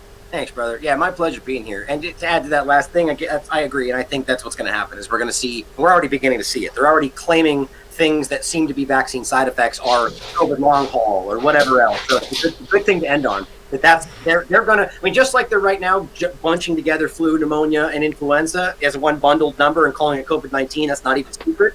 The same thing will happen after the fact, right? But thank you for having me on, guys. I always enjoy talking with you, and it's interesting to do this follow up from the beginning to now and see how obviously correct we were on a lot of things we said back then. Yeah. But if you want to check out thelastamericanvagabond.com, check me out on superu.net, a new platform out there that's a YouTube alternative that has all the same things. We just added the financial part of it so you can tip people. You have more things coming that way, as well as any other platform, BitChute, Odyssey, Rockfin, on and on and on. Most importantly, go to the website so you can follow me. I love you guys. Thanks for having me on. Always a pleasure. Thank you for being here. See you, Ryan. I would be hard pressed to think that anybody watching right now isn't familiar with Ryan. But if you're not, please do go check out thelastamericanvagabond.com. Fantastic articles from our good friends Whitney Webb, Derek Bros, Jeremy Lafredo, number of great writers and researchers over there. Yeah, get on that. Well, we'll just probably bring him on again in maybe half a year this time, like a little shorter. No, I want to do it a little faster because it's changing so fast now, right? And last time it was almost at the start of the pandemic. I think we're almost a year since then, so it was very good that we gave an update about everything. And every time we have Ryan on Slow News Day, the next time he comes on, it always feels like it's been a year, and then I'll look and it's been 3 weeks. Yeah. Time flies when you're having fun. Oh yeah. May you live in interesting times. The old Chinese proverb. And hilarious Terry Pratchett book. Well, oh yeah. He's a trove of information. I mean, he's all on it, and he's 24/7 busy with this. So he's the perfect guy to have on about the whole lockdown and the vaccination thing. So very happy to have him on. So he's gonna hook me up with his merch guy. Yeah. Well, like I said, the main reason why I refuse to get vaccinated is because first, it is an experimental vaccine. Second, they know really nothing about the long-term side effects, right? No, yeah. There's nothing, no, because it just doesn't exist for the long term. So if you get it now, you just don't know what's going to happen. Well, this is stage 3 of the clinical trial. We're in stage 3 of the trial right now. That's what this mass injection experiment is. People have unwillingly become part of a human trial experiment without informed consent, under coercion. And I agree with Ryan when he talks about this majority of the people that think there's something wrong. And I also think that the sort of middle group that he's talking about, where there's us, on the outside that are actually informed, there's people on the inside that are running the psyop, and the people that are being paid to influence and manage the narrative. And then there are all these people in the middle that are just trying to go to work, keep their head down, not get in trouble, not get caught, whatever it is, but just not participating, actively. And the way that I think we need to approach this is the way that we've been doing it, which is non-political. The politicization of every aspect of the Rona is so goddamn nefarious. It is. It's so disingenuous, and it should be easy to stop. But this is where that team mentality and that obviously this person saying this is on my side because they said something mean about the politician I don't like. You know, so that's what makes the information accurate. We've got to be able to have one-on-one conversations with people if that's what it takes to get them out of that framework. That like, oh, because somebody's ostensibly on my team, that means they're right. No, it means you want to believe them because you're emotionally invested in them being right. Like, you got to pull back from that. Yeah, you know, I think we also need to remove the word COVID with the word fear, right? Because whether it's COVID or it's terrorists in 2001, or it's something else like a meteorite, or it's going to be an alien invasion, they can use anything as long as they're able to scare us into submission, and they use it to reduce our human rights. And that whether this whole COVID thing is going to end, and people are going to realize it was not as scary at all in the end. But there's going to be a new thing again, and there's going to be the exact same effect, and there's going to be a reduction of even more human rights, and you can even go back to the Cold War situation. They have a great propaganda machine called media. Yeah, well, you had people hiding below their desks during the Cold War, thinking a nuclear bomb would fall every day. It was every day it was possible there would a nuclear bomb would drop. Thinking that a desktop would stop a nuke, by the way. Yeah. Like, kind of like a mask, kind of like a mask stops a virus, your right? heads, kids. Russia's gonna drop one today. Yeah, no, hiding under a desk might work for a hurricane or a small tornado, but not a nuke. Yeah, people didn't believe me, and I said, like, when I went to public school as a kid in the 80s, we still did that test. Yeah. Yeah. It's weird. It's like, well, they found out, I think Charlie Robinson said that, like, when you get people to believe a lie for more than 60 days, if you try to tell them the truth, it ends up being fought back. And the KGB figured this out. And the CIA... It's not even 60 days. You know... It takes 21 days to develop a habit. You know, there was never a risk of a nuke dropping. There was never a risk, because in Russia they did the exact same thing, saying that America would drop a nuke on them. They was just threatening, but I think nobody would be stupid enough to actually push the button. No, the goal was to reduce human rights and to build up a military-industrial complex on both sides. Like, yeah. Yep. And that happened. They were successful at it. They went to the moon and they went into space using that military-industrial complex. Just as a... Oh, I don't even know if we went to the moon, because... Okay, I don't know if we should go there, but I just know that was the great symbol of victory, right? Like, we are successful now. We're like, our industrial complex went to the moon. Space Nazis in the Nevada desert and told people we went to the moon, and thanks to those space Nazis, we won the Cold War. And the same thing is happening now with the race of Mars, right? The same thing happening all over again. Now everybody is racing for Mars. Yeah, but this is the war. Yeah, but this is the commercial military-industrial complex. It's a new thing, and this is going to have its own new victory, and that's going to be Mars, of course. Like, you need a success story. But there's a race. Back then, in the 50s and 60s, it was still commercial. It's just that they didn't make it public yet. It was still like Lockheed Martin and all these companies. This contractor.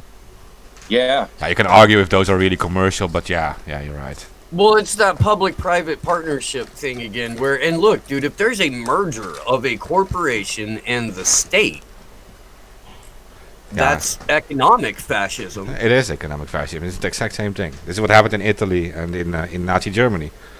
Yeah. And actually, NASA accomplished making rockets because they got some of the Nazis who were building the V1 and the V2. Yes, sir. To come over and work for NASA. Yeah, that's why he said space Nazis, right? I mean, yeah. Yeah, that's what I mean by space Nazis. I'm referring to Operation Paperclip and the Nazi draft and us getting Werner von Braun and a number of other Nazi scientists to help us create NASA. Exactly. You can recognize them. By the way, you can recognize... Go ahead. Sorry. This is the delay. Oh, sorry. No, I just wanted to be quick. NASA is essentially it's a weapons program. That's it. Can I play some Tom Lehrer here real quick? Tom Lehrer gave all of his music for free. Yeah, go play it. I just want to enter it real quick by saying, like, just if someone wants to like check it out about the amount of Nazis in U.S. government back then. Just check the old pictures. If you see these scientists having scars on their face, Go look at that, because the scientists with scars on their face, in Nazi Germany, it was very popular to fence at a high level, and they would hit each other in the face all the time with their fencing. And you will recognize the exact German scientists, the high level ones, coming from Operation Paperclip into the US establishment. Those are the ones with the scars in their face, and those were the high level ones. And I have a 2-minute song by a gentleman named Tom Lehrer, who was a mathematics professor at MIT in Cambridge, who made a side living writing humorous songs.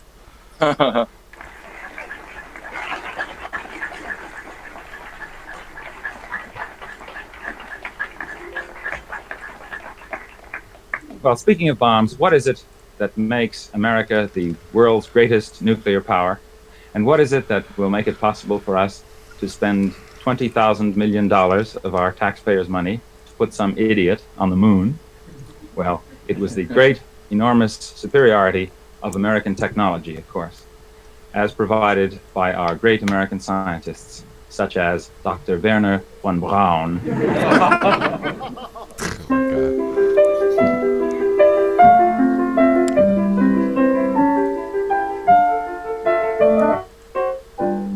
Gather round while I sing you of Werner von Braun, a man whose allegiance is ruled by expedience. Call him a Nazi, he won't even frown. Nazi schmazi, says Werner von Braun. Don't say that he's hypocritical, say rather that he's apolitical. Once the rockets are up, who cares where they come down? That's not my department, says Werner von Braun. Some have harsh words for this man of renown, but some think our attitude should be one of gratitude, like the widows and cripples in old London town, who owe their large pensions to Werner von Braun. Ouch. You too may be a big hero once you've learned to count backwards to 0. In German or English, I know how to count down. And I'm learning Chinese, says Werner von Braun. That's actually a good song. Oh, Tom Lehrer, just legend, man, absolute legend. His collection of musical material spans 5 generations, formed the basis of most of the stuff that a lot of us grew up listening to on like Dr. Demento or the Electric Company or Animaniacs, stuff like. I mean, the guy is Dr. Demento. Oh yeah, I know Dr. Demento. He did the Masochism Tango and Poisoning Pigeons in the Park and stuff like that too. That's Tom Lehrer. But yeah, isn't that a way, you know, with humor, making people think? Yes. I mean, And, hopefully that's what we do on our show. And actually, during the like kingdoms and stuff, the jester was really the only one that was able to say what the problems were.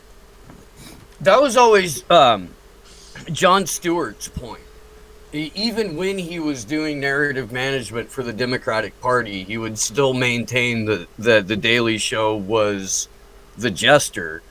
And I think, like, to a minor degree, they were able to do some of that. I think they got pulled into being part of the narrative management machine. And I think they did lean into that super hard. Even further back, during the Rome Empire, there was a satirist who actually was saying the truth by humor. Yeah, yeah. Well, I mean, even to like Frank Zappa's Laurel Canyon, Tavistock, MK Ultra, whatever it really was, you know, music, like the live albums, does humor belong on stage? Does humor belong in music? And those kind of things. The fact that we can crack through societal conventions and reach people in a way through humor that we can't through any other medium is what makes it so valuable. But oh my god, dude, from sitting back, just from somebody who appreciates comedy, not necessarily somebody who's involved as a comedian, even though that's coming. Again, it's just been a while. Watching lame comedians sucks. And watching comedians who don't fucking get it on purpose is just painful, dude. Because jokes. In 5 years of anti-vaxxer, 3 years of anti-vaxxer jokes now and shit like that, dude. It's so safe, easy, and sad. Not funny. Yeah. Nowadays, by the way, Jimmy Dore, because he's been having such bad vaccine side effects, he last night he went into it. He had a little rant about how this vaccine's not approved and they're acting like it is. Thank God. Thanks, Jimmy. Good. Yeah, you're only about 6 months late. Now that half of us lost our fucking livelihoods. Thanks, bud. Thanks. Good Yeah, job. I was about to say it's about time with this guy. Seriously. He was against the lockdowns though. That was interesting. Like he was always against all these restrictions because it kept him from fucking touring. Oh, yeah. Let's be honest about that. Be Right honest, before the lockdown, according to him, he had hit every goal for himself professionally. He was finally doing the kind of show he wanted to do. He was finally doing the kind of comedy he wanted to do, and he was making that money, and he was getting it from the live shows, and that pipeline got shut off. Yeah. Be honest, the cabaret and stand-up comedians, they are the jesters of this time, because they put the finger on the sore spots, right? Hopefully, yeah. Hopefully they're not doing safe corporate comedy. You can usually tell when it's corporate art because it's not funny. Nope. Exactly. Or it's the same joke that everybody else is doing that you can watch on a late night talk show or on Saturday Night Live. It's the same basic joke or the same basic anatomy. But there are a number of people that are punching above their weight class and outside, looking in. I do I don't know if I'd put Rogan in there now, but some of the people in Rogan's sphere are definitely trying to keep that spirit alive. Actually, Tim Dillon, because I only heard of him through the Whitney Webb interview. He's been playing around even with the crypto people and all that, calling out that it's an op. It's the money system, the banking system, just tricking us again. And shout out to Tim Dillon too, man. That guy is hilarious. When Sleepy Josh and I drove down to LA back in April to go do the Assange events on the 2-year anniversary of him being trafficked out of the embassy. The whole way back from LA to Stockton, that's all we did was listen to fucking Tim Which Dillon. is, by the way, also an illegal move, right? Huh? Keeping him in a prison is still, Yes. is still an illegal move. Yes, absolutely. Yeah. Well, you can argue it's one of the reasons that the press is not as independent in covering this whole lockdown COVID situation, right? I mean, they're scared. I mean, you have Assange locked up, so, and even if they know, especially if they know he's innocent, it scares them even more, right? I mean, what they can do to innocent people. The ultimate deterrent. Him being illegally and arbitrarily incarcerated and tortured is the ultimate deterrent for any other journalist who would dare utter truth. Yeah. It's They are breaking every human right that is there, right? He is playing the role of Emmanuel Goldstein right now because he's the example of why you shouldn't go against the state. That's what they tried to do. They tried to make an example to shut everybody else up. Or why you should go against the state, actually, because this exposes the true nature of it. Just saying. Oh yeah. But I'm meaning in terms of the like Steve was saying with the mass media, they're all afraid of reporting on anything because you could be that. But it's going to lead us into the next generation of journalism where it's people with day jobs who are reporting, not career freaking journalists. Yeah. Yeah, well, I mean, but the Assange situation to me shows what we all already suspected, visibly, that they don't care about our human rights. They don't care about our free press. Nope. We're not supposed to don't. do any of this. Yeah. They are stepping on it every day on our basic human rights, right? With the lockdowns. Yeah. Of course, yeah. And you know what that makes me so like when Reiner said that that this plan was supposed to be 2050 and then 2030 and now 2020, I think like they're gonna mess up if they try to push it too fast, because even though the media is trusted by most people, you see a lot of people now that are kind of being like fed up with it because the media is pushing too hard. Yep. Actually, I'm getting kind of sick of hearing on the news nothing else than COVID, COVID, COVID, COVID, and Yeah. more COVID. Yeah, but the thing is, it's those media that normally report about whatever car crash that happened, right, in their neighborhood, and those media are reliable when they report about car crashes. So these people think like, yeah, okay, it actually happened. I saw this car crash close to my town, right? And so they must be reporting the truth because the car crash they reported is true too. So that's why they're aiming at these specific media, and they're compromising those really fast. That's who they want, right? Yeah. That's what, yeah. Well, yeah, like that video. Did you guys ever see the video of the United States news stations all saying the same exact thing? Yeah, I saw it. Yeah. It's like the It was board really from like- Star Trek. Like every reporter was reading the same script. Yeah, but can you blame these people for believing in these media? I mean, if they normally report the weather and the car crashes and the stuff, like, can you really blame them? Like, that's like. I know what station you're referring to, SBS, right? Yeah. Well, actually, yeah, well, you know, the one thing that they're messing up on though is that they could report on car crashes and stuff like that, but when it comes to like people, when they start seeing that things are really affecting them, like whether it's Medicare for all, like people's health care, COVID, whatever, you can't only lie so much. You can't like create this artificial reality saying like the sky is green when anyone can go outside and see it's blue. And I think that is the end stage, like 1984, that they're trying to do, where they're trying to make us say 2 + 2 = 5. Yeah, well, in a good propaganda campaign, you always mix truth with lies. I mean, you have to use the truth to make them believe the lies. So you're mixing it in with these things. That's more powerful. Like yeah. So and because these are the media that normally report about their normal, like, tangible things they can actually see with their own eyes. Those media will easily mix it in. Like those are the same media that also during shortly after 9/11 were repeating 1 billion times the words Saddam Hussein, Osama bin Laden, so many times that people thought like, let's invade Iraq because they bombed the World Trade Centers.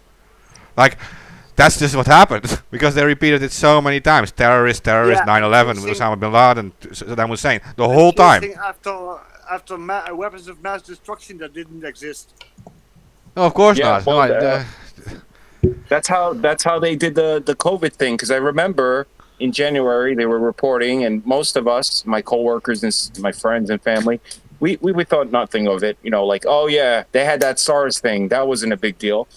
And then later on, then they start saying like, oh yeah, it spread to Italy, but there's no problem here.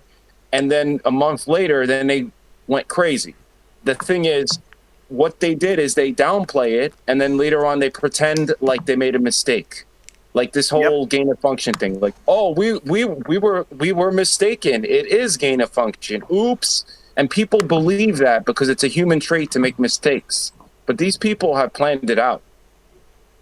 And the funny thing is, even before that whole outbreak, they did a simulation about it, right? For 20 years, my friend.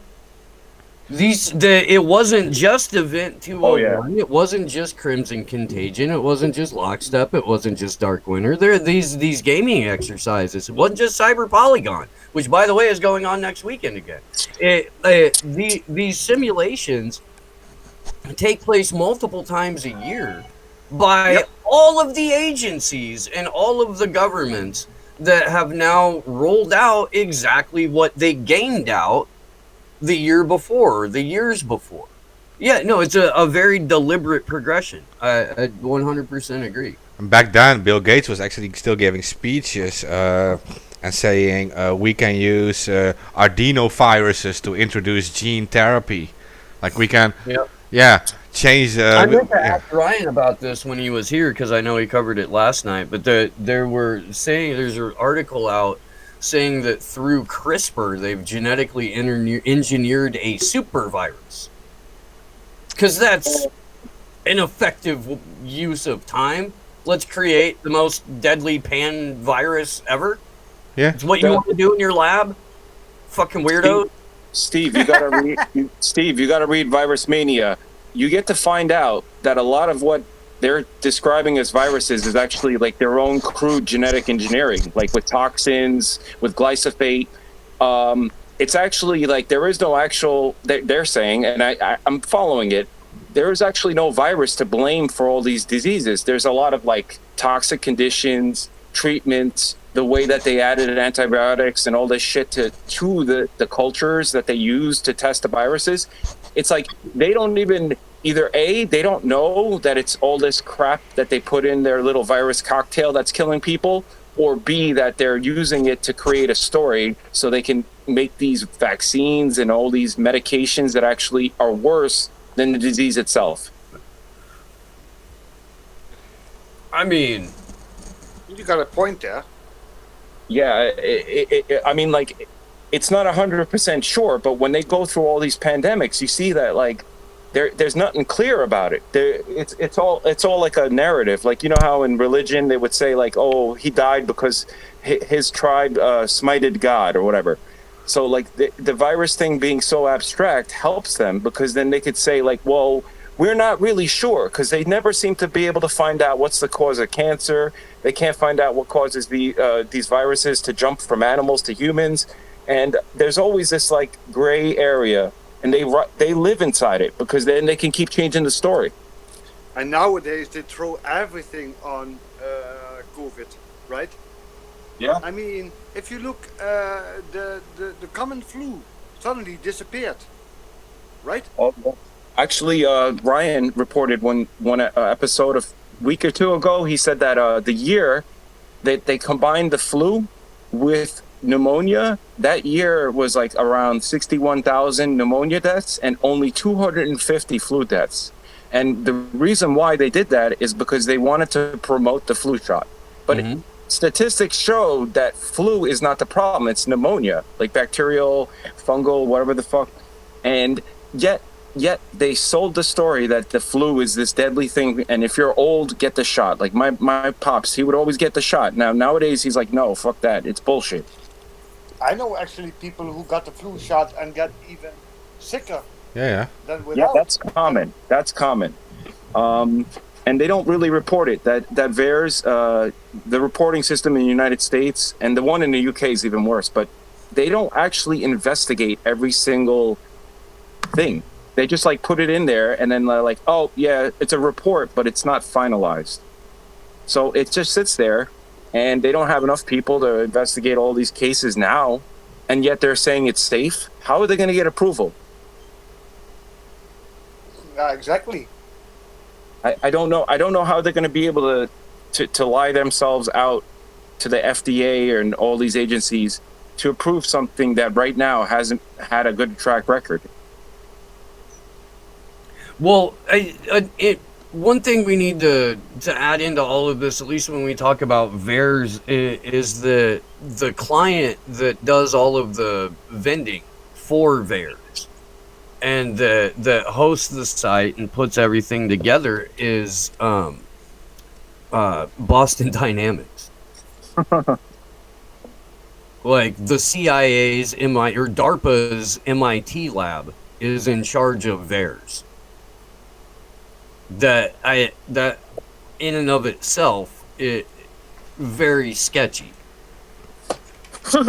Yeah, I mean, like they said that at the time when they were blaming Johnson and Johnson for all these deaths in the United States and issues, that was when Moderna and Pfizer, the different type, the mRNA vaccines, dropped dramatically in their reportings. So they're like, well, did the people just magically stop taking that vaccine? Like, percentage-wise, it should trail down. Let's say if those vaccines are safe, but it shouldn't just jump down like dramatically. And those numbers be when you look at the total, it's like when you look at Johnson plus Moderna plus Pfizer, right? The total is always kind of like stable, right? You know, depending on how many people got vaccinated, you have a certain amount of percentage of side effects and adverse reactions. But at this time, it was like the total was the same kind of trend, but because Johnson got all this negative press, they put all those bad numbers in there. And I don't know how they did that, because when you do a report, I think maybe the reports are also very crude. I think I seen one where it was like, when they fill in the vaccine, sometimes they don't always put the vaccine name. They'll put like a code number. So maybe that's a way that they get to hide certain things. Basically, it comes down that it's all rigged. All the reports are rigged. Yeah. All the tests are rigged. Well, rigged, they just make it up. Like, Yeah. completely, they don't even have to rig it, they just make up their own story. It's like, yeah. And like, there's also like, if you repeat it enough, it becomes the truth, right? It's like, and they have all the machines, all the repeater machines, and all the repeating journalists working for them. And these people don't double check things, they just repeat whatever some health organization pushes out. Because, yeah, you can't even blame them for it, because they don't have the medical knowledge often. So they just repeat it. Yeah, so there's a it's good. just one big propaganda machine. Yeah. Yeah. Who controls the past controls the future. That's from Orwell's 1984. And I've also seen that in an interesting video called Alphabet versus the Goddess, where this he looks into the history, and he says that at some point humanity turned from like this kind of hunter-gatherer, small farms people, into this big civilization of like eye in the sky, God, all these warlike people. And he thinks it's because of writing. Like, as soon as there was technology to create this stone tablets or whatever, then the next generation, after a few generations, whoever rules can be the one that interprets this writing for you, right? And back then, you know, that was the only way you can get your information, is someone would read it in your town or whatever. Then later on, we had the newspaper, the printing press, right? That also. The Bible. Oh yeah. Yeah, I keep forgetting about that.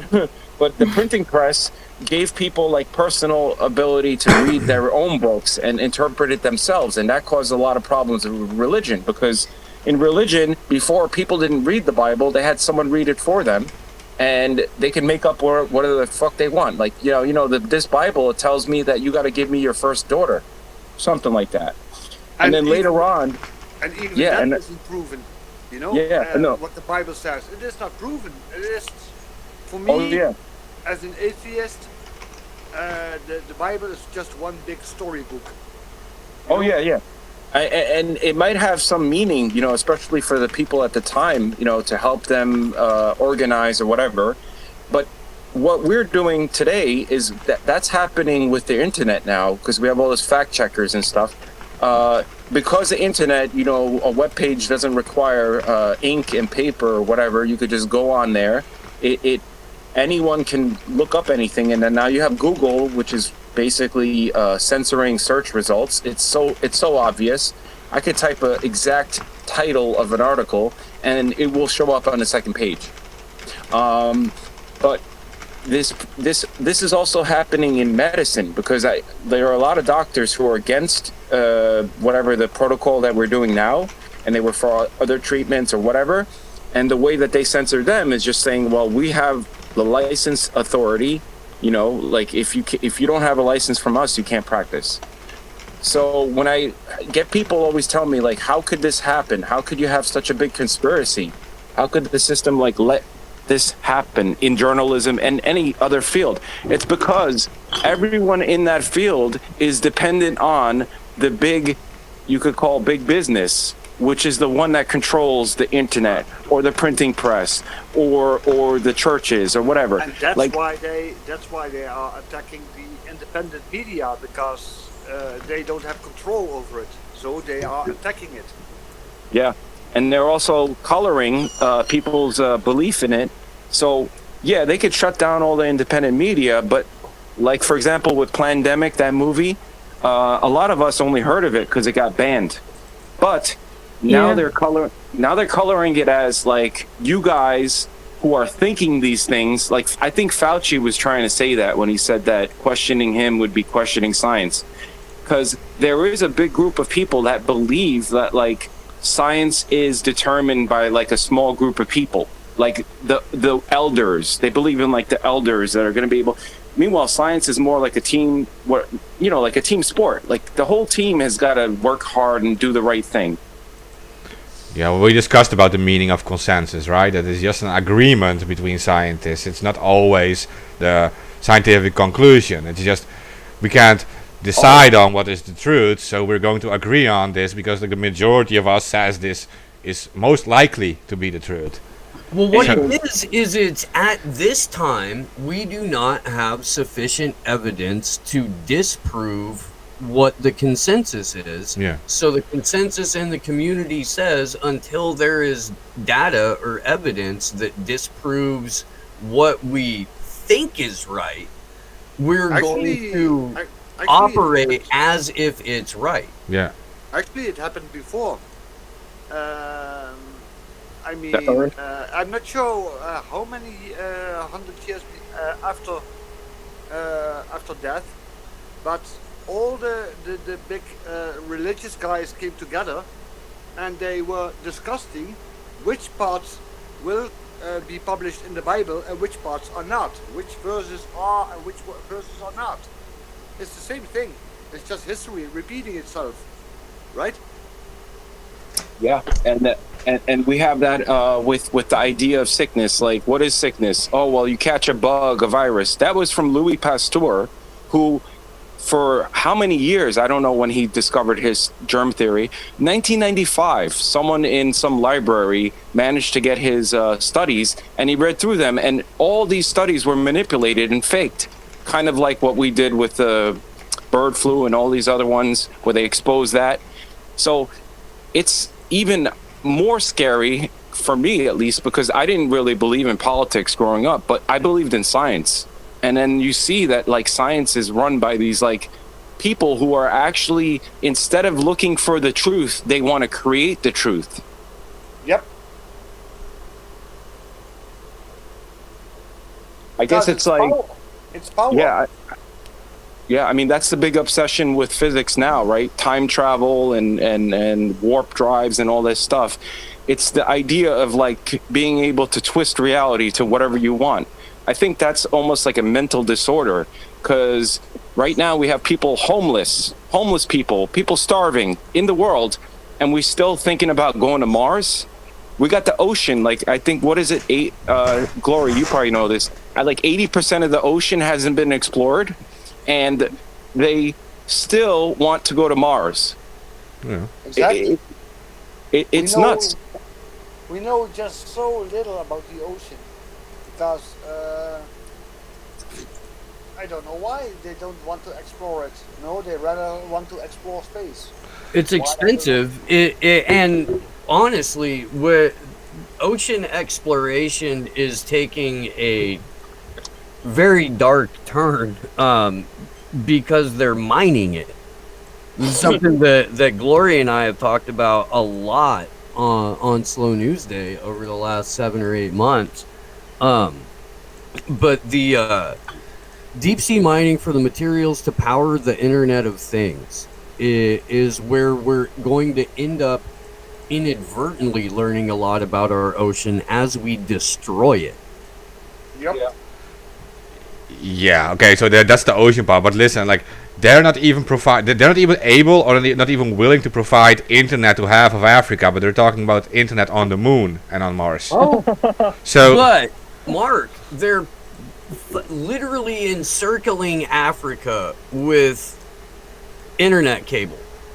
Like right now, that Zuckerberg's one of his big projects is the digital recolonization of Africa. Fuck Zuckerberg. Yeah, it's going to be like one provider delivering everything, right? I mean, yeah. The Facebook has gone in and bought up all of these civil society groups in individual African countries, trying to get Facebook to be the primary internet provider for the entire freaking continent. Remember when India kicked out Facebook? Yeah. Remember that? That's why. They were trying to come in with their, we'll provide you, the individual consumer in the global south, with a phone and all of Facebook's apps. And this is where you will get your news. This is where you get your entertainment. This is where you get your sports. If you want anything over that, you've got to pay. And you got to pay not just through the app service, but you've also got to pay an additional internet time, additional data. But the Facebook stuff you'll get for free. It's just greed for power. Yeah, but this was also the idea called Internet 2. They tried to create that in here too. A thing called Internet 2, right? It was called back then. It was like more like a broadband TV package. You got like the 10 big sites, and anything outside of that, you had to like pay extra, right? And they were hoping that like 99% of people would just pay for that package, get like Facebook, Netflix, whatever, right? And nothing outside of that. Yeah. And that's pretty much what Facebook, I guess, it was planning too for India, with how you're saying it. So, yeah. And that's what we will do for Africa, I guess. You just deliver access to a few big sites, and the rest outside of that, unless you're a rich person, you won't be able to get. Well, and the way that traffic can be throttled and the internet itself can be throttled, they'll prioritize the sites that they want you to see, or the sites that have paid them for, premier traffic. And then the sites like ours, they'll throttle the shit out of, make it impossible to watch. Yeah, they tried that in the USA too with the end of net neutrality. They tried it really hard. Luckily, there was some resistance against it. So. Yeah, there were a lot of Netflix, for example. They had to fight like Comcast, I think, because they were getting throttled so much that their customers were complaining. So then they made like some kind of deal or whatever. But I don't know if they can actually see. The thing is, they even try to do that with data caps. Like you could only do 200 gigs a month or something like that. And at the time, it was fine because most people just went on the internet, downloaded iTunes or whatever, and that's it. But now that people are watching a lot of like YouTube and all these things are being co-opted, now YouTube even is going to be complaining about that. So I know they're going to throttle other websites like they've done to Ryan. You see sometimes his stream gets all fucked up. Yeah, bro, that's a cable company. The start of lockdown last year, they were trying to make me quit so bad. Every stream would get throttled. I've never been as suppressed as I was during March through May of lockdown last year. Yeah, it was just absolutely insane. What did you have? Like, what internet connection at the time? Just the stream, the stream itself was being fucked with, of course. But I mean, we were using Jitsi. Josh's server got DDoSed a number of times during Free Assange vigils and during Slow News Day live streams. Yeah, but you were one of the first podcasts actually speaking out against all of this stuff, so they were targeting you really hard. Yeah, it was us. It was Ryan. It was Burmis. They not only like took away Burmis's ability to make money on YouTube, they took away his money to fundraise through GoFundMe and Stripe and a couple other avenues. Like they really tried to shut down anybody who was putting out accurate or even counter information. Yeah, that's what they did to me over the Assange stuff, right? They removed my entire Twitter, and I had contact with them, and they said it was because I was using my Twitter to manipulate a hashtag on Twitter, but they didn't mention the fact that I created this whole hashtag, Right. the We Are All Assange one, right? And Yeah. they said it was manipulating a hashtag. No, we created our own hashtag just for the fact that we don't want to manipulate other hashtags. We create our own hashtag, but they used it to, they removed my entire account and they will not return it. It had, 73,000 followers. I mean, it's just obvious. That really sucks. Yeah. No, to me it doesn't matter, right? We make new accounts, doesn't matter. But it is about like that normal people who are not like in this whole activist community, who are not tech savvy or whatever, they get completely silenced if they fall out of line, right? Like for us it doesn't matter. We're used to it. We're prepared for this. We know we're going to be censored. They hate us. We're all fucked up. Whatever. But these people are normal people. They can't do the same stuff. They're not. That's why I always have backup accounts. I always have backup accounts. Yeah, well, they killed like 15 of my backup accounts, so it didn't really help me. Mark, your story reminds me of Whitney Webb when she kept asking them, because they I think Patreon banned her because she was doing medical misinformation, right? So she kept asking them, what did I do that was misinformation? Like what? And they couldn't point out anything. And then eventually they said, well, the reason why we censored you is because, or not censored, suspended you, is because what you're saying might challenge what the authorities are saying. It doesn't mean that they're right.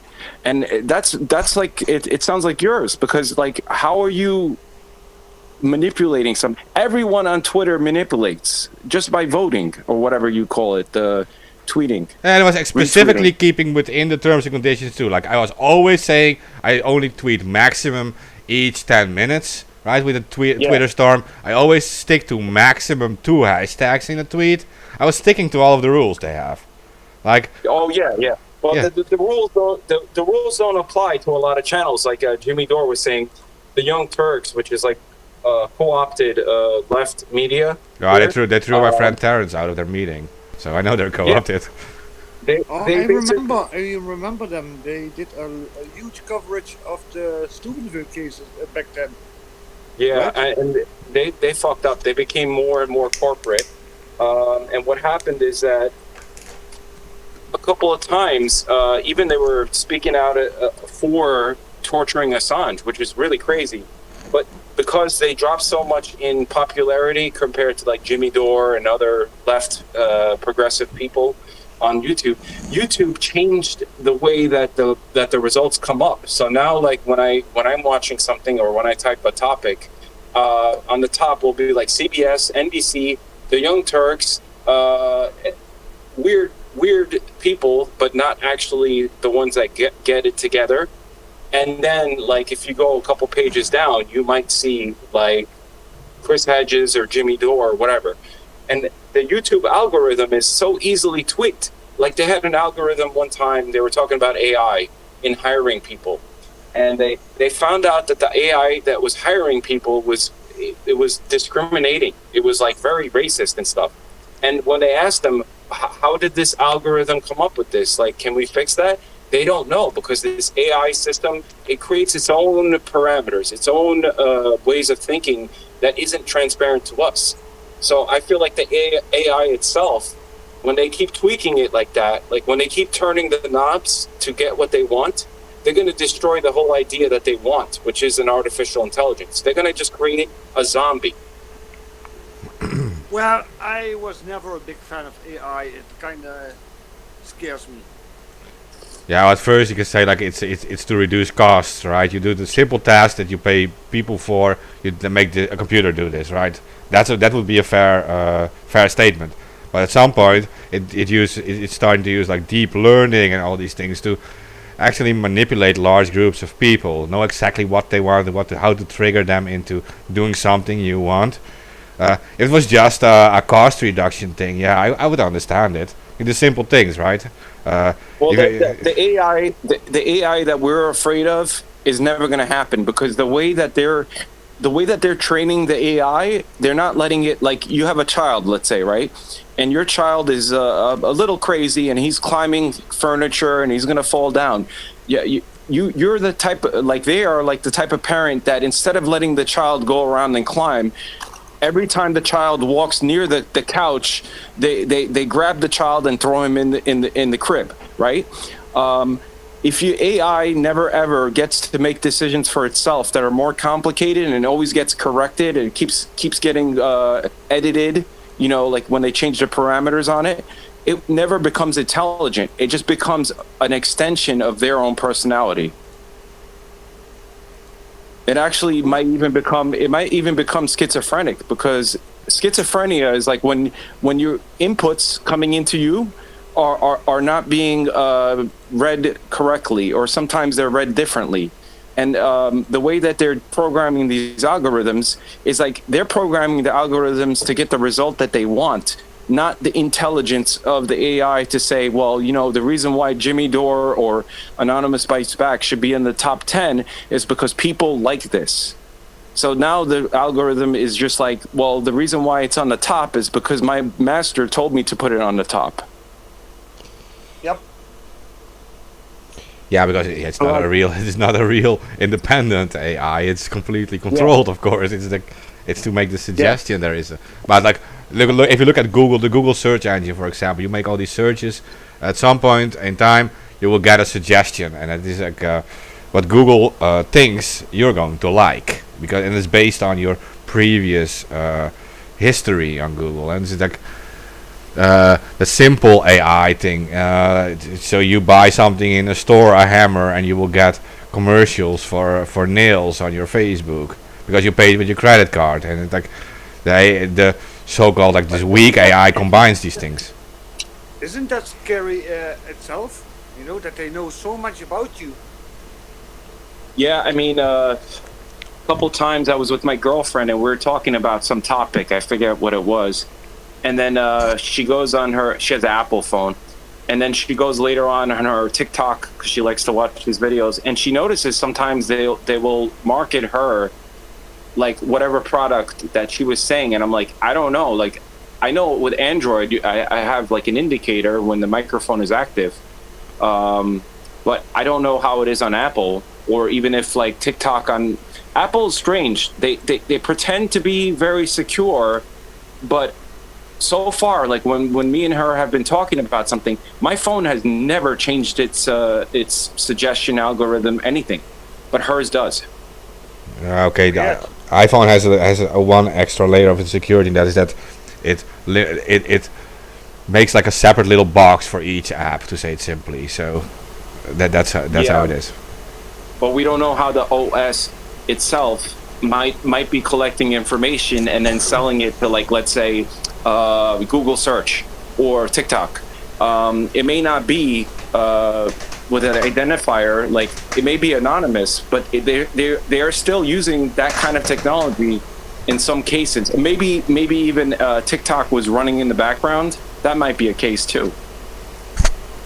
But it is kind of scary, like Big Brother's watching, always watching, always listening in to what we are seeing and trying to manipulate us based on what we are seeing, right? Yeah, you know, there's a good show. It was on HBO called Westworld. It was about artificial intelligence and human nature. Show was And- wild as fuck. Yeah. God. Yeah, season 3 gets into this idea of a computer that they developed because some guy had an issue where his Paris was nuked, and you know him and his brother got hurt. And they lost their family, and he's a genius. So he develops this computer that deterministically, you know, cause and effect, tries to predict everything in the world, and it's collecting all this data for a couple of years, and finally they have to prove it. They have to prove to investors that this thing is going to work, right? So they can expand. And the way that they do it is by manipulating the stock market. They didn't predict the stock market, they made the prediction. They created the future that they wanted, right? So later on, this computer ends up being the system that creates the conditions that leads to the future that they predicted. That's a mind fuck. It is. I think that's the kind of AI that they want to be able to justify anything that they do. And if the AI says that in 2 months there's going to be a pandemic, you're sure as hell that the conditions are going to end up where they will have a pandemic or whatever you want to say. And then they can have ultimate power because they say we have this AI that told us. The AI. Sorry. Well, I always said, some people call that science fiction, right? But how much fiction is it, right? Because look at, for example, Jules Verne, right? He wrote about from the Earth to the Moon in, I think, end 1800s, beginning 1900s, right? Was science fiction. I think the fiction part is just a matter of time till we have the technology for it.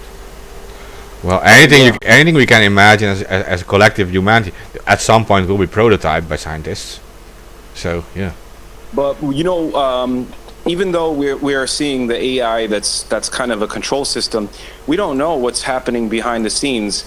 And in history, there's been always scientists that they have free time, they do their own side projects.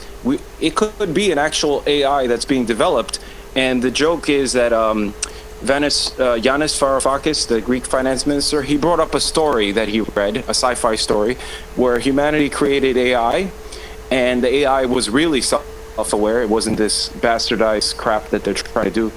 Because it was self-aware, it realized that the leaders were the problem, and the people were their brothers, their ancestors.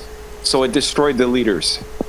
Well, isn't that what kind of Terminator is as well? Nah, Terminator, it's more of the idea that robots or machines want to kill everyone because they think everyone is a threat to them. Exactly. Well, actually, not just the robots, right? It's the system that they created. It's the Skynet system, right? But it's not the robots. What if there is a true AI and sees that humankind is the problem?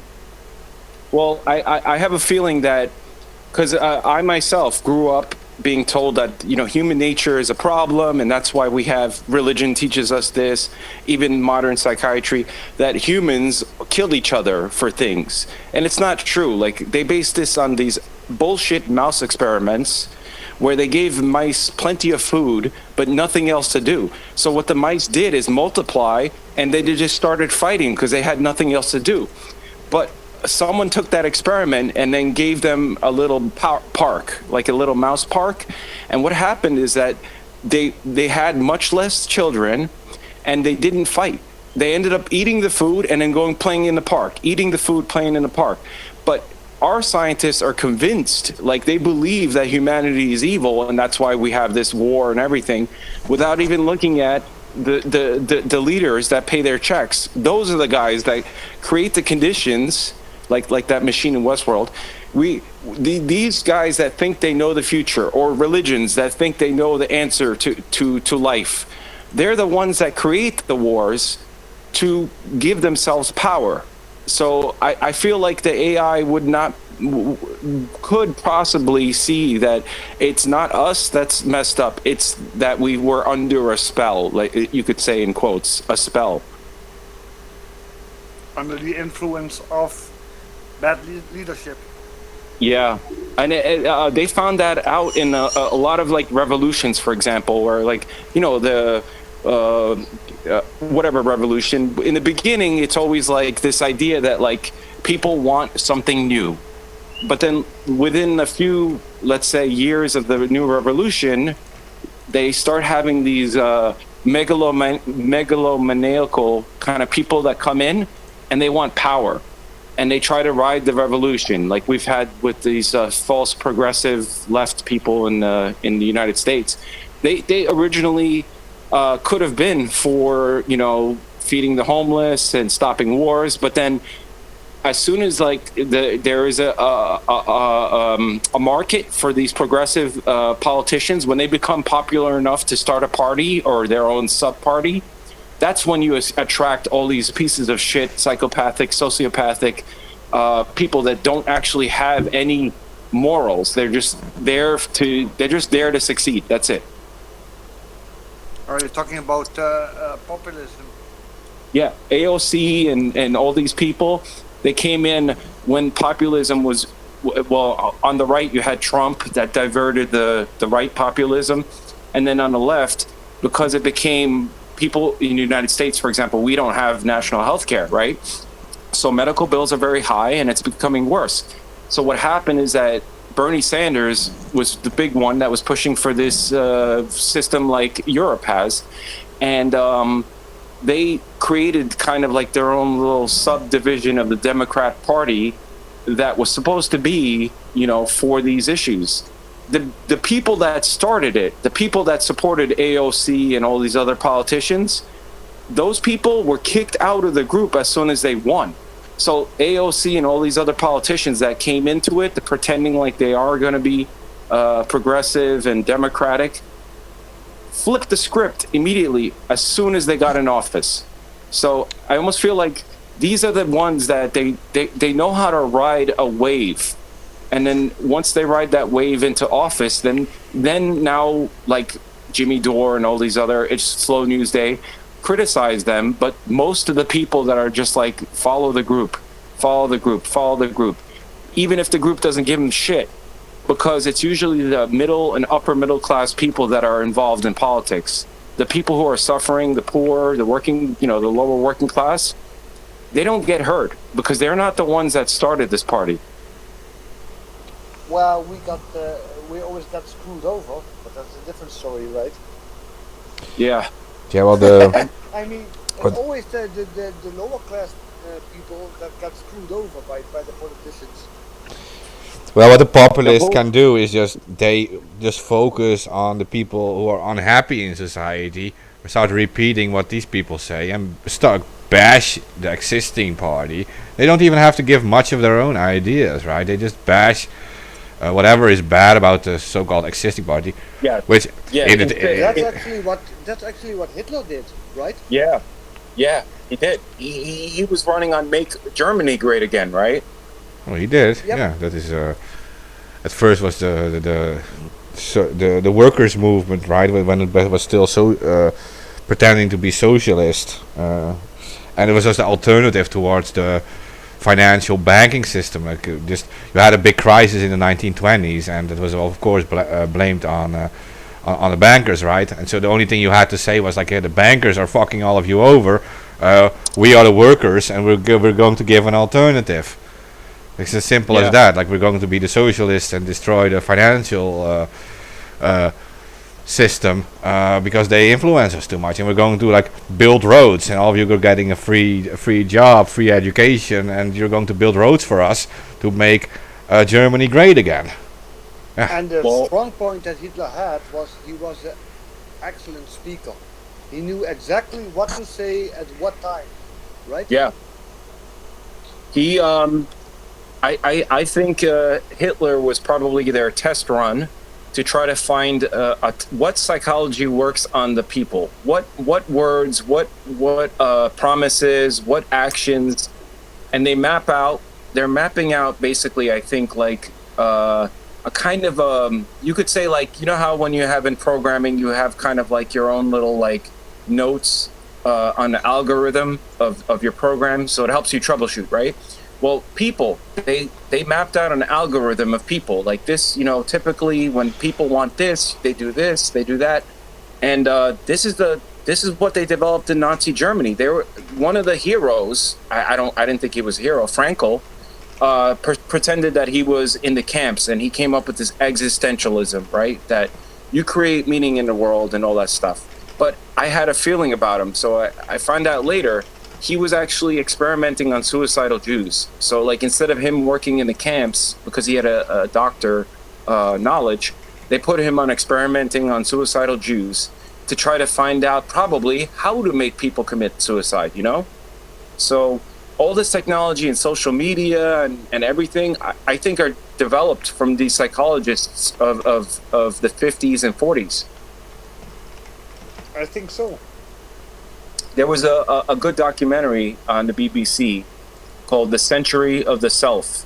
And they talked about, you know, Bernays, Edward Bernays, he was a nephew of Freud. And he's the one that came up with modern advertising. Actually, not that I approve with what happened in the 40s, but they were quite ahead of their time, Yes. right? In all Because kinds of experiments, not just medical, but also psychological experiments and so on. They were really ahead of the time. Because they weren't limited by human rights. They could do anything to these people. So, yeah. Yeah, yeah. I remember Charlie Robinson said that even they went so far, you know, the brown shirts, which got Hitler in power.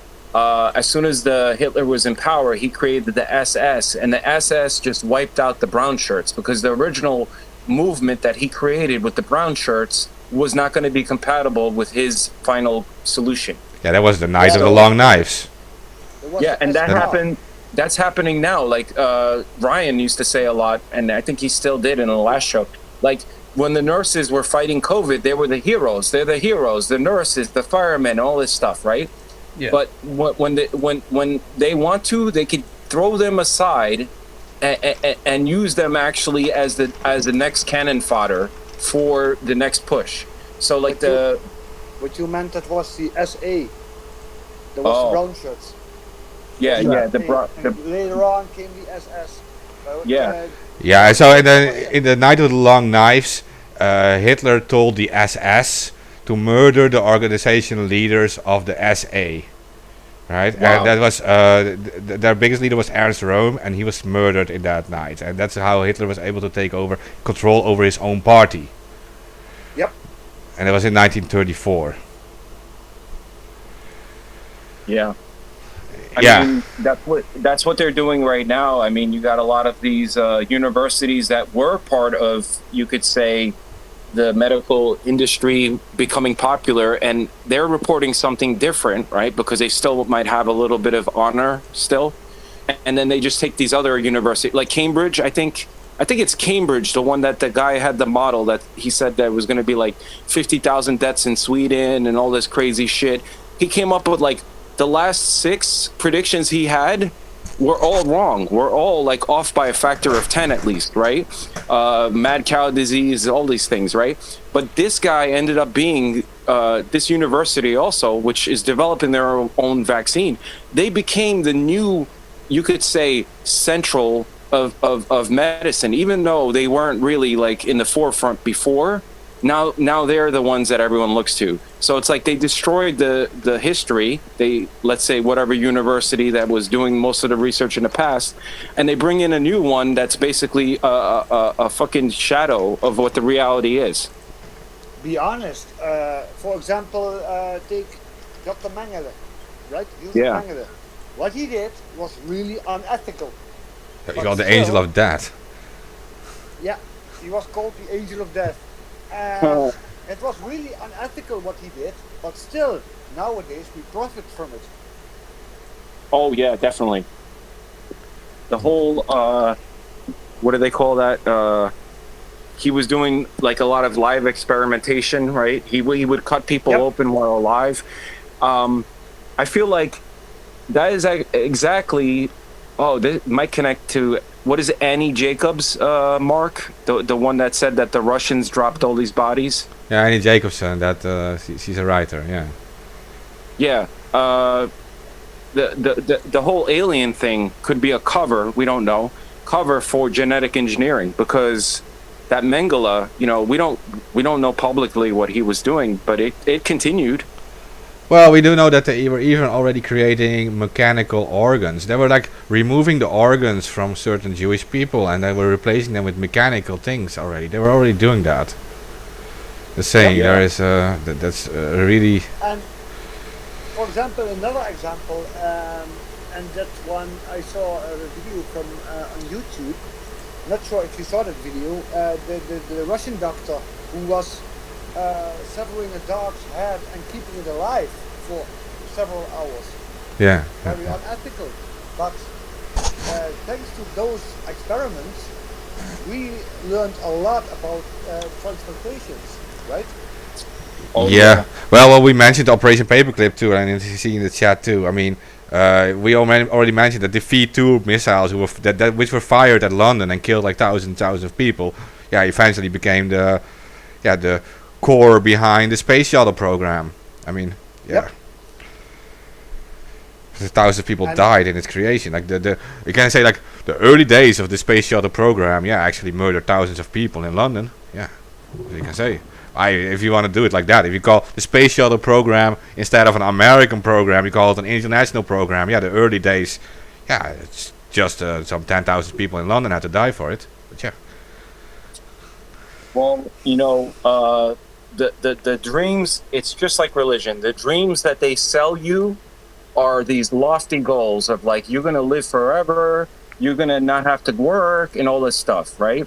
But it never will materialize. But they're using the size of the dream to justify the damage, the collateral damage. So like, look, science, we've hurt people before, but we're doing it for your good. And now, like, if it wasn't for COVID, I wouldn't have even known that, because I was believing in science a lot. I see that it's actually it's like they're creating their own right to exist as the ones in power. But be honest, if it was even possible to live forever, would you? No. It would be boring. Yeah, I mean, the whole idea. I had a friend that's a neuroscientist, and we talked about what is the purpose of consciousness, and she couldn't really get a good answer, but she was into philosophy. And she says, well, it seems like consciousness was developed, like compared to like a regular, like a dog or a monkey. Our consciousness was more analytical, so we can predict the future. So we can look forward to 10 years or whatever, that this area is going to be safe to build our houses on, or to build our farm, right? Human nature is more intelligence applied to, like, let's say a primate, right? Well, she said that the problem is that if we forget the reason why we're intelligent is to survive, right? If we forget that and we feel like the reason for intelligence is just to become immortal and expand yourself and become a god, then you actually lose intelligence, because nature gave us intelligence. Well, we evolved to have intelligence because it served a purpose, right? If the purpose is self-aggrandizement and living forever and whatnot, it's gonna make a lot of people who are actually gonna be like zombies. So basically, this intelligence that we got is more like a survival instinct. Yeah, I mean the whole idea of thinking about, let's say, Robert Sapolsky, a bioevolutionary scientist, he said that, and this is an interview with Joe Rogan, I can't find it though. He said that a monkey thinks about 5 minutes into the future. Like, they could plan 5 minutes into the future, what's going to happen, blah, blah, blah, blah, blah. Humans look 50 years into the future. So we're looking 50 years into the future, and at some point you hit your own mortality where you feel like you're going to die. And what happened as a result of that is that you have a lot of religion, which gives you an answer. Like, if you die, you go up to this cloud, or you go to this pit fire or whatnot, right? Well, you're talking to atheists here, so yeah, yeah, of course, you understand. But right now, science is being that way now, because they're giving us this future possibility, which, for them, they look like they're convinced that when you die, we can download you and you can live forever or whatever, right? But to get that point requires a huge amount of resources, a huge amount of sacrifices. People have to be experimented on. And I've heard that excuse for the vaccine a couple of times. Like, well, when they were trying to cure polio, people had to die. Well, guess what? If you follow the science when it came to polio, you would have found out it was linked to DDT, the pesticide they used to spray in my neighbor. When he grew up, they were spraying the DDT down the street, and they would play in the cloud. People got nerve disorders from that, but the industry didn't want to take the blame. So then they said, no, it's a disease. It's a disease. It's called polio. And then they came out with a vaccine. And just so happens to be Jonas Salk, the guy who created the polio vaccine, he was in a eugenics society. Not So- even to speak what they did in Vietnam, right? With the whole Agent Orange. Yep. Oh, that stuff was really I had- bad. I had Hey, a- now that company is in charge of our global seed supply Yeah. and our pharmaceutical industry. Monsanto, right? And Bayer, What- whatever. Bayer and Monsanto. Yeah. Was DDT the same as Agent Orange, or was it like modified? No, it's different. Agent Orange consisted of two different kinds of herbicides, and I'm a gardener, so I know about this stuff. You know, I did have the license to work with herbicides, and actually, I was holding a bottle of one of the stuff in my hand once, and I asked a colleague like, "Hey, what is this?" And he said like, "Oh no, put it down, put it down." No. You know, he knew what it was. Actually, I googled it. There was, let me think, D24245 or something like that. It was a letter with 3 numbers behind it, and that stuff is really nasty stuff. Yeah. And it's deemed illegal since the after the war. It's deemed illegal here in Europe. So I wonder why that guy still had it, because it's not allowed to. You're not even allowed to have it anymore here. The whole Virus Mania book goes into that a lot of these their experiments way back was more because they didn't really, there was no such thing as a virus back then, but they used these toxic chemicals, and we still have glyphosate like majority used in the United States and a lot of places around the world. These things were the ones that they found out caused mutations, right? And if they could dose people enough, not to kill them, but to do this, then their body genes or whatever they believed in at the time could change. And a lot of what the virology is today is actually a carryover, because they thought that viruses were going to be the way that they could cure cancer, which is a little bit of a circular thing, because they were causing cancer with like atrazine and all this rocket fuels and what is it, oil, petroleum products and all that shit. But they never want to admit that in history, for example, in a lot of places, the one main thing that stopped pandemics was clean water and sanitation. Yep. Because that would make them not have a job. You see what I mean? So it's not even a conspiracy of people lying. It's a conspiracy of like people have jobs that are actually for nothing. Yeah, well, I think it's just healthy to have, like, at this point, if you talk about Bayer, for example, right? And we are always asked to like blindly trust these big pharma, but it's because we are not allowed to like look into their history, right? But if you only look at like the history of 100 years of Bayer, then you find enough reasons to like not just blindly trust them. Because, like, just for listeners, I mean, Bayer was called, it was part of IG Farben in World War II, right? And IG Farben literally had to work their working facilities in front of the concentration camps for using forced slave labor to have people work at IG Farben, which is now Bayer. And you literally find the old maps, and you see the concentration camps, and you see the Bayer facilities in front of it. You just say the name. You know that Bayer, IG Farben, was the main supplier of Zyklon B. Yeah, they created Zyklon B too. Yeah, definitely. But they were like the only big chemical corporation of Germany. So. But today, what they did, and we see it in the internet. For example, Apple and Microsoft, they claim that they started in a garage, but it wasn't true. They had huge funding in the beginning. Back then, when there was, even IBM said there's no market for a computer screen. We only do word processors, right? So there was no investment like system that was looking at this as a profit thing. The truth is that a lot of these agencies, these venture capital groups, were actually working for the CIA. And DARPA or whoever wanted to push a program, they would come up with a new small company, would give them discredit, right? Oh, these people invented Windows or Macintosh, or even Elon Musk with his fucking electric cars. Yeah.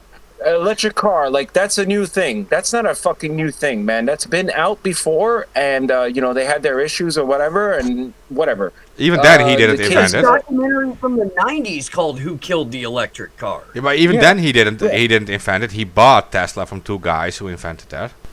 Just saying. You Yeah, can look into the history, doesn't it? We can't say that because then we have to be like, then we have to immediately go, but that had nothing to do with Anonymous. The anonymous video that everybody watched about Elon Musk was not, in fact, anonymous.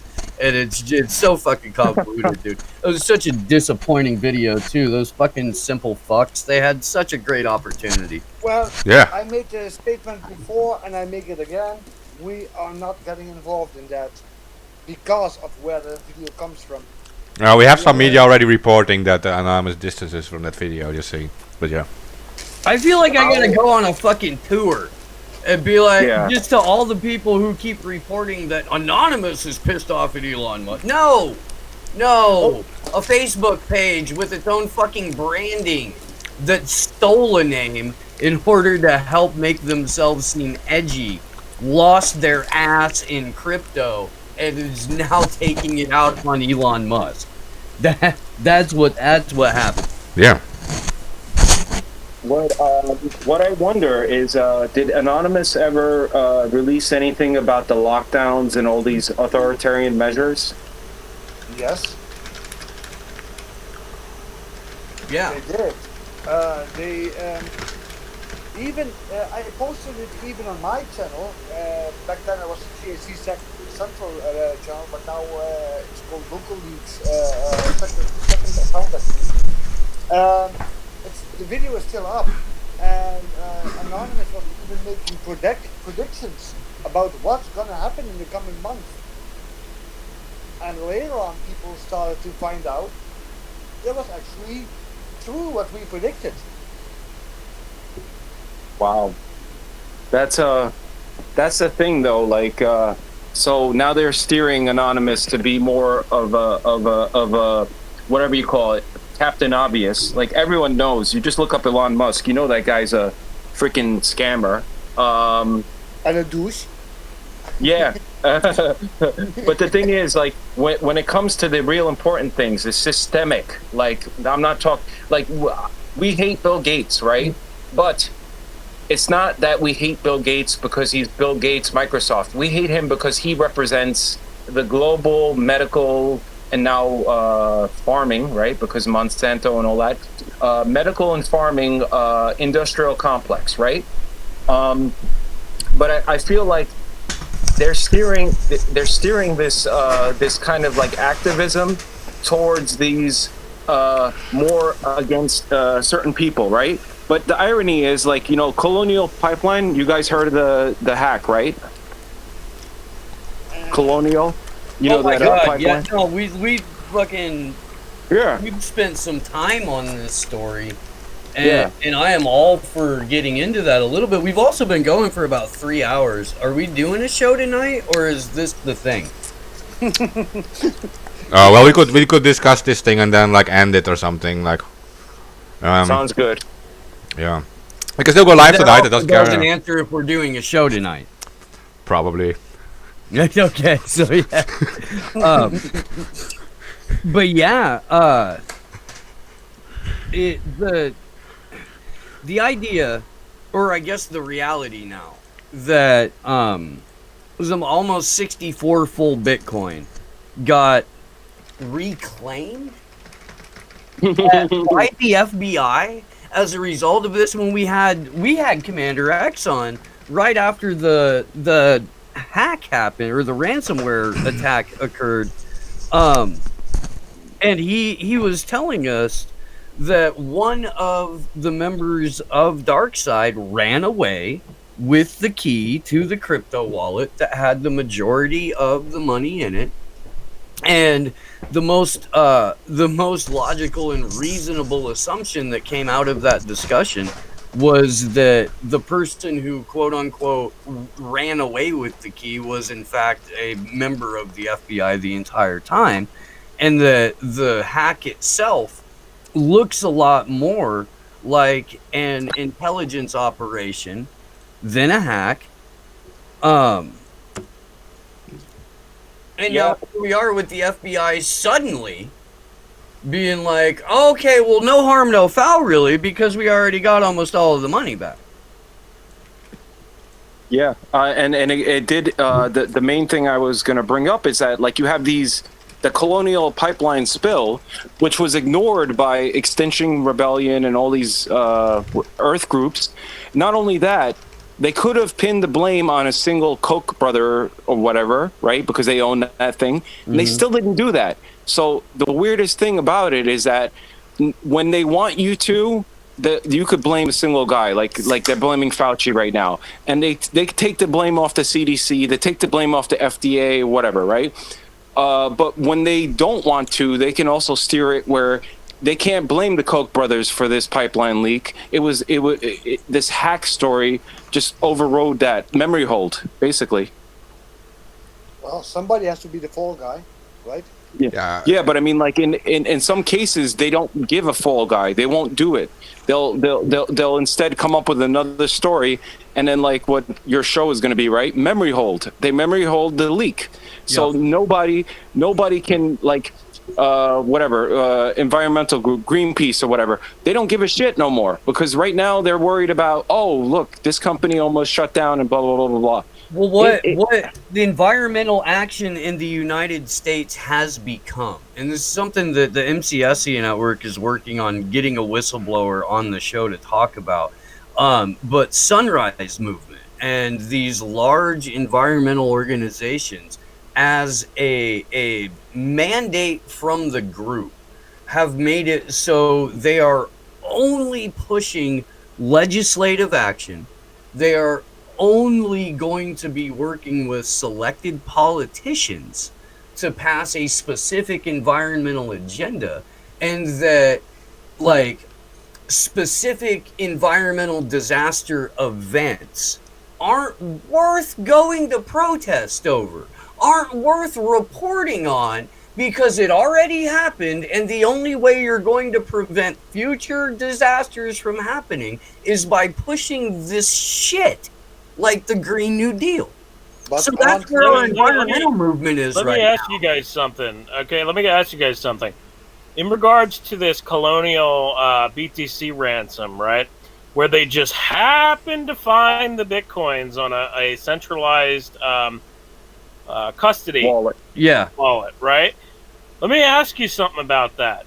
If a hacker's smart enough to be able to break into a pipeline and cause havoc on pipeline networks, right, and lock them all out and create a situation there, why aren't they smart enough not to use BTC that can be traced? It doesn't make sense. It makes no sense. It's a fucking false flag. It's Spider-Man pointing at Spider-Man. It's a false flag, and it's the most obvious false flag that we've seen involving cryptocurrency, because, maybe SolarWinds. No hacker that I know, and I know a ton of hackers. No hackers that I know would use fucking Bitcoin as a ransom. Like, it's so stupid, man. And even Monero, using Monero as a ransom, Monero is traceable too. I mean, but at least it's a little bit more safe than using a public ledger and putting your Bitcoin on a centralized solution. It doesn't make sense. It makes no sense. None of it. Basically, everything is traceable. Well, no. It's to a certain degree, yes, but Bitcoin is more public than any other blockchain. I mean, so it just doesn't make sense. Yeah, well, the R coin or the pirate coin, right? Yeah.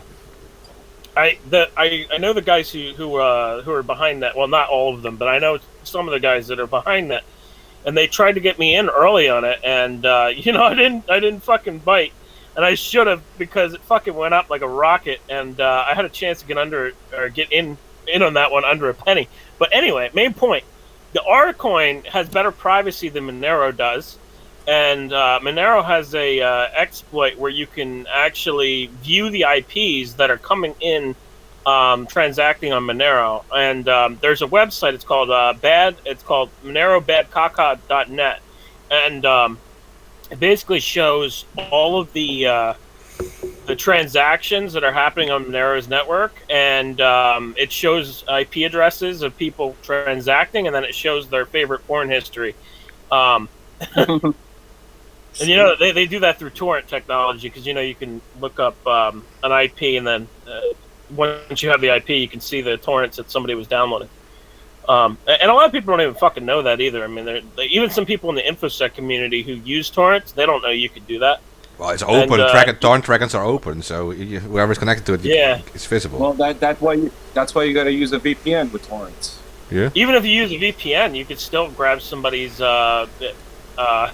porn history that they're using for the VPN. I mean, right now, my IP, whatever it is, 2 states over that I dial into, I don't know how many thousand people are on that same IP. So basically, when they look up that IP, even I think I looked up one time search histories for that IP. It was just the most random. It was like a pool of. It's kind of like how Start Page does Google or DuckDuckGo, but they do all the searches. Like they take everyone's search and then they put it together, and then they do the request to Google, right? You can also expose most VPNs using WebRTC exploits. Just putting it out there. Yeah, I mean, I'm just saying that WebRTC is not used by BitTorrent client. The only thing they might be able to get is if, let's say, you're a client, because some of these clients are very shady. They kind of like leak info. Like they'll leak info about your hardware and everything like that. But other than that, like if you use a real, whatever you call it, let's say transmission BitTorrent client, not the bullshit Windows ones, and you're on a VPN, it's very hard. I mean, they would have to actually contact the VPN provider to look up a record of, let's say, when you were seeding this or downloading this. But So- there are also VPN servers that they don't store any records, right? Yeah. Or they do, but it's weird. It's like they store a record, but the record has nothing in it. So it's just like, Robert signed in. Right. They keep very limited records. Yeah. So basically, some of the VPN companies, what they've done now is they started storing data actually on the RAM itself instead of storing it. I think private internet access was one of the first to do this. But what they do is they store like client connection data and stuff like that on the RAM itself, and then when the server reboots, it's all lost. So that's how they say that they don't do logs, but they do actually have logs, but it's stored on the RAM instead of hard drive. So it's not continuously accessible, and as soon as you reboot, the RAM clears itself, and that's how they do it. Now, I mean, some of these VPN providers, over the years, they have kept a lot of logs. Like, I don't know if everybody here remembers or was around for the whole Kiss My Ass thing, if you remember that fucking VPN company. No. No? No. So what they do? They ratted people out. There was a big hack that happened, and basically they said that they didn't store records, and then they handed all the records over to the feds, and they basically exposed themselves, saying that we don't hide records. Do you remember that, Mark? There's no way you don't. There's no fucking way. Was it a free VPN, or was it one of those you got to pay for? No. It was a paid VPN, and there was a big hack that went down, and they Fed requested the records from Kiss My Ass, and they basically exposed that they were not doing as they said, where they said that they weren't keeping logs, and they exposed that they were indeed keeping logs, and they had a whole bunch of information on the hacker. Where were they? were they a U.S. company or were they like European or something? I don't fucking remember. I know they're still around. You mean hidemyass.com, right? I mean. Yeah. Oh, hide my ass. Yeah. Just saying. Kiss my ass. Yeah, no, they handed the information over to the feds. Yeah, that's true. Yeah. I know that the big problem with the VPNs is that where it's located, the laws are different. So then, like you don't want to have it hosted in the United States, or if you have a United States client, you want them to connect to, let's say, not really European, but European-owned server. So like mine, I think is Netherlands or whatever, right? Even though I'm connecting to one in the United States, it's technically the servers are owned by, let's say, the Netherlands. So then, like when there's a problem, it's kind of like how the CIA gets away with murder. They just play the jurisdiction thing. Yeah. Right. Yeah. That's why mostly I look for VPNs from Iceland because they have kind of weird rules about giving out data. Yeah, and that's why also that over the past couple of years, whether it was WikiLeaks or it was other services that within ANAN or anything, everybody always used servers in Iceland specifically, and Exactly. yeah. The Netherlands used to be good for it, but they've been like hitting all of us hard in our country, especially because we were a free haven for many things. So, yeah, I say on copyright. I mean, copyright. Like we were protected until there was a big lawsuit called the Svensson arrest at the European Court of Justice, 2014. After that, we were protected up to 2019 when the whole ACTA 2 thing came into power, and we're losing everything now. And there's been some lawsuits shortly after that, but the Svensson arrest protected us, especially in the copyright cases, because the Svensson arrest was very simple. It was this guy who got in a fight with copyright owners, and it went all up to the European Court of Justice, and that court ruled that anything that has been published on the internet before can safely be linked to, because you're not creating a new audience, because you're arguing that whenever it's published on the internet is not an island, it's already public everywhere. So you're not creating a new audience, you're not creating a new loss of income. That was the argument the European Court had back then. They say like, yeah, no, there's no additional loss of income because it was already published. So anything that's already published can be safely linked to. And so in the case of torrents, which are links to video files like movies, etc., if the movie is already public somewhere on the internet, it was not a new breach of copyright, and that protected us for a while. There are those who try to throw a DMCA on it, right? Yeah, well, yes. So what the copyright owners then did, they were targeting thumbnails of stuff, right? So you would post something on like Facebook or Twitter or whatever. You were allowed to link to a file, but if it shows a thumbnail of it, it is a new copyright infraction, for example, because you're re-releasing a new version of like a picture. You're releasing a picture out of a movie, for example. Like they tried to do that over here in the U.S. too with memes, and tried to like I shit you not. I shit you not. They tried to pass a law. It failed, thank God.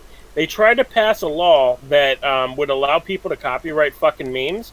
And if you were caught sharing a meme, it would be like a $25,000 fine. Now that right there shows you how fucking desperate the government is for trying to pull in cash into their own pocket. Yeah.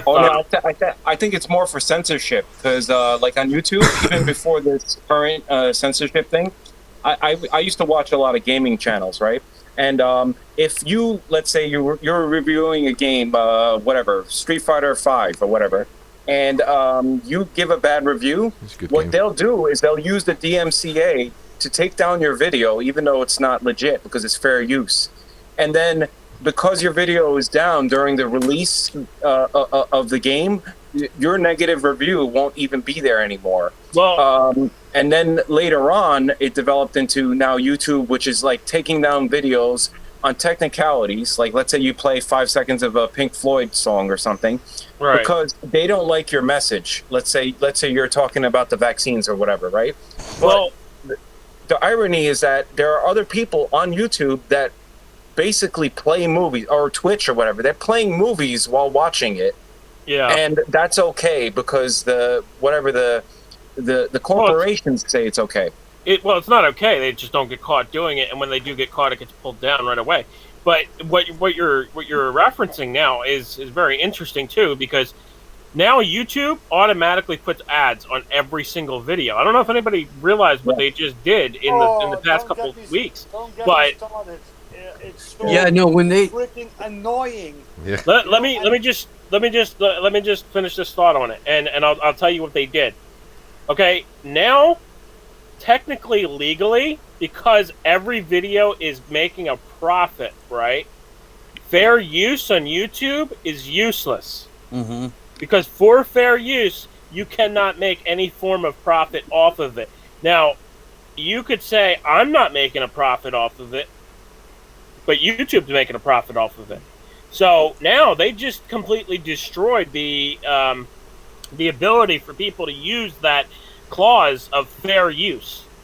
And I think it's very deliberate from what they did, and also I see what they're doing, and they're shifting more towards a corporate video site than just allowing people to upload their own content and create their own channel and this and that. YouTube is dead. They should change the fucking name. Yeah. And it should be a long time ago done. Like, What- you know, like. What they also did with that terms of service update, AK, when they said we're going to put videos in every video that we want, all content is now can now have ads on it. Yeah. What they did along with that is they said, starting June 1st, any channel that YouTube deems not commercially viable can be terminated at any point. So. Right. And Not and, only and have they they changed their made- algorithm. They changed their algorithm without saying a fucking thing. And I've gotten multiple messages from friends that are YouTubers telling me, and like they're saying, like, all of a sudden my videos are getting like 50% less views and getting 50% less subscribers than it was, and it's growing a lot slower now. And I'm like, yeah, that's because they fucking changed the algorithm without telling anybody. Yep. Well, you don't want to hear me rampage when I'm listening music on YouTube, and every freaking video there is this commercial. Oh my god, it's freaking me out, you know, because if I want to see commercials, I turn on the TV. There's enough commercials on that. I don't have TV anymore. Well, that's what they're doing. Television is basically a dead medium, in that all the entertainment is being viewed online. Yeah. So in order to capitalize on that, they've got to take the commercial, entertainment model and transfer it to YouTube. Well, no. What they're doing, what they're actually doing now is they're starting to shift over with YouTube TV. So they are offering people the ability to watch their favorite TV channels, but only pay for the TV channels that they watch. So the model of cable companies and everything is dead. It's absolutely dead. Like TV and watching certain TV channels and networks and stuff like that, that's still going to be there, but it's going to shift to a more friendly model of where you choose what you want to watch instead of paying for the whole entire network, cable package or whatever. So they have even a thing like if you pay for YouTube, you don't see the commercials, but. Right. I'm not willing to submit to that. You know, why should I pay for that? You know. The best solution is on your browser. Just use uBlock Origin. I don't know what the default filter that does it, but it 9 times out of 10, no ads. Yeah, they'll break that too. That's the thing. They broke that before, and YouTube has been trying to sue the ad blocker companies for a long time, man. They're one of the ones that have been trying to sue the ad blocker companies. They can't get them though, because what happens is that, like, for example, uBlock Origin, they write the software, but then the lists are done by someone else. The block lists with the DNS and the IP addresses that they block. So what happens is that the software isn't the one that's blocking YouTube. It's that you added a list that was open source, let's say on GitHub, that has all the YouTube ad servers. So okay, well, I have less problems with the whole ad thing. It's more about like removing certain content for me. Like, Yeah. that's more like the thing. Like, what kind of effect does it have? This have for like freedom of speech and removing content? Because technically, if you show a video, about free speech. if you show a video of protest, if someone is wearing like Nike shoes, are you still even able to upload it because it has a copyrighted Nike logo in it? Like, that's the thing. You remember we used to joke about saying how to end a protest, all you'd have to do is go in there with the fucking Prince song or something like that. Yeah, exactly. No longer needed for the police. You just set a kid in with copyrighted music, and the protest is gone on video. And a fucking boombox. Yeah. Oh yeah, no, like anytime like copyrightable music comes up on stream, and like, you know, I'll be on the ground with like Convo Couch, someone like that, and we'll be like, you can't hear the music, YouTube. Yeah. Like, you gotta do that. Oh, this is just how it is now. There's one thing that one of the game reviewers used to do. At the beginning of his show, he would play like 5 different movies and music videos, like in sequence, and he called it the copyright deadlock. So like if 2 or 3 companies try to claim copyright on your stuff, then they have to negotiate. And half the time so half the time they're too lazy to. That's good, dude. That is fucking great. Oh man, I like that. Yeah, and half the time they're too lazy because, like, most of these copyright trolls on YouTube, half the time it's like they're copyright striking people. So, like, let's say you're famous and you're one of the big YouTube stars, you could play whatever the fuck music you want. I mean, a lot of times they won't care. They won't enforce it. Because these troll agencies, and a lot of them are weird companies. They're not even publishers. They will go in and do that claim. And of course, they know the claim is bullshit, but what it does is it creates an intimidation because you have to go through a process, right?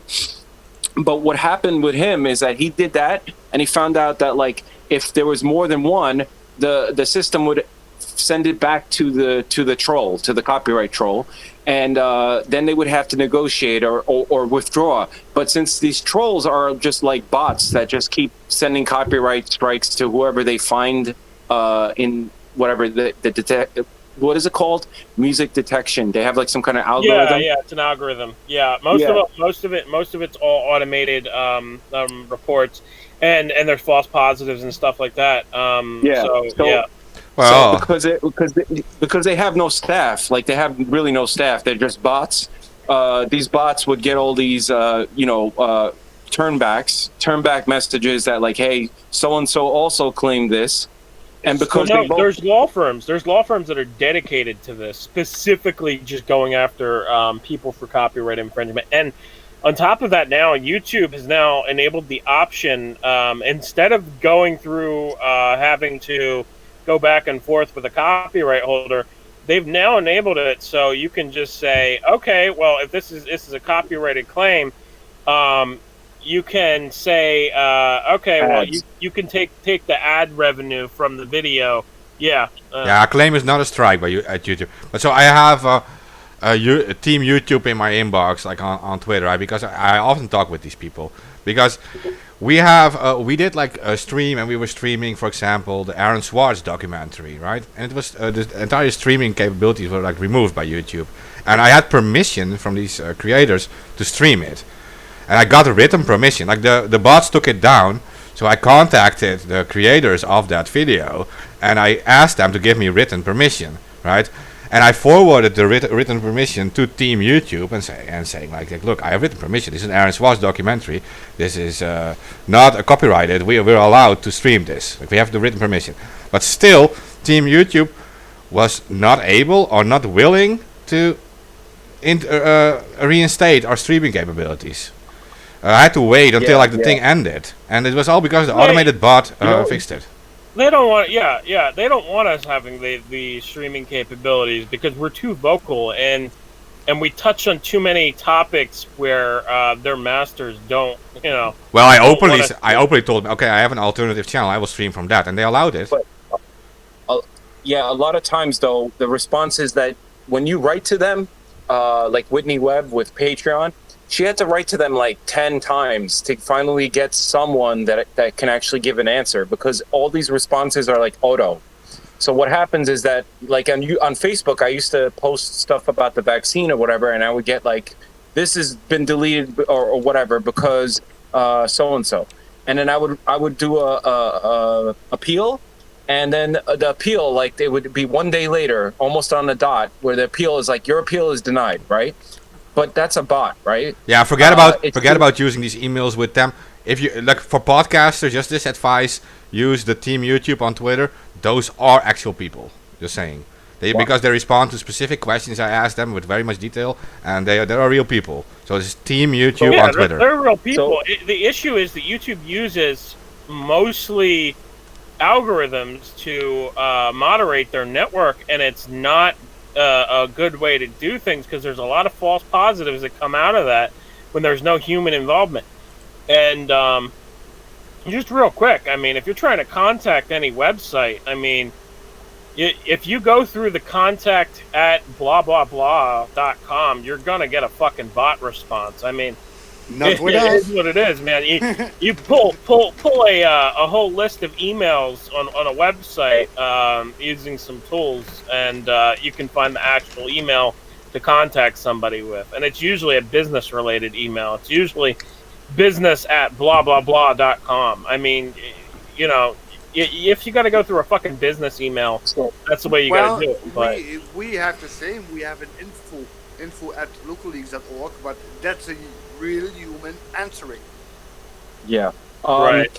Mark, when you contacted the Team YouTube and you gave them that information, that letter or whatever approval, what did they say? Like, what was the reason why they couldn't give you back your rights?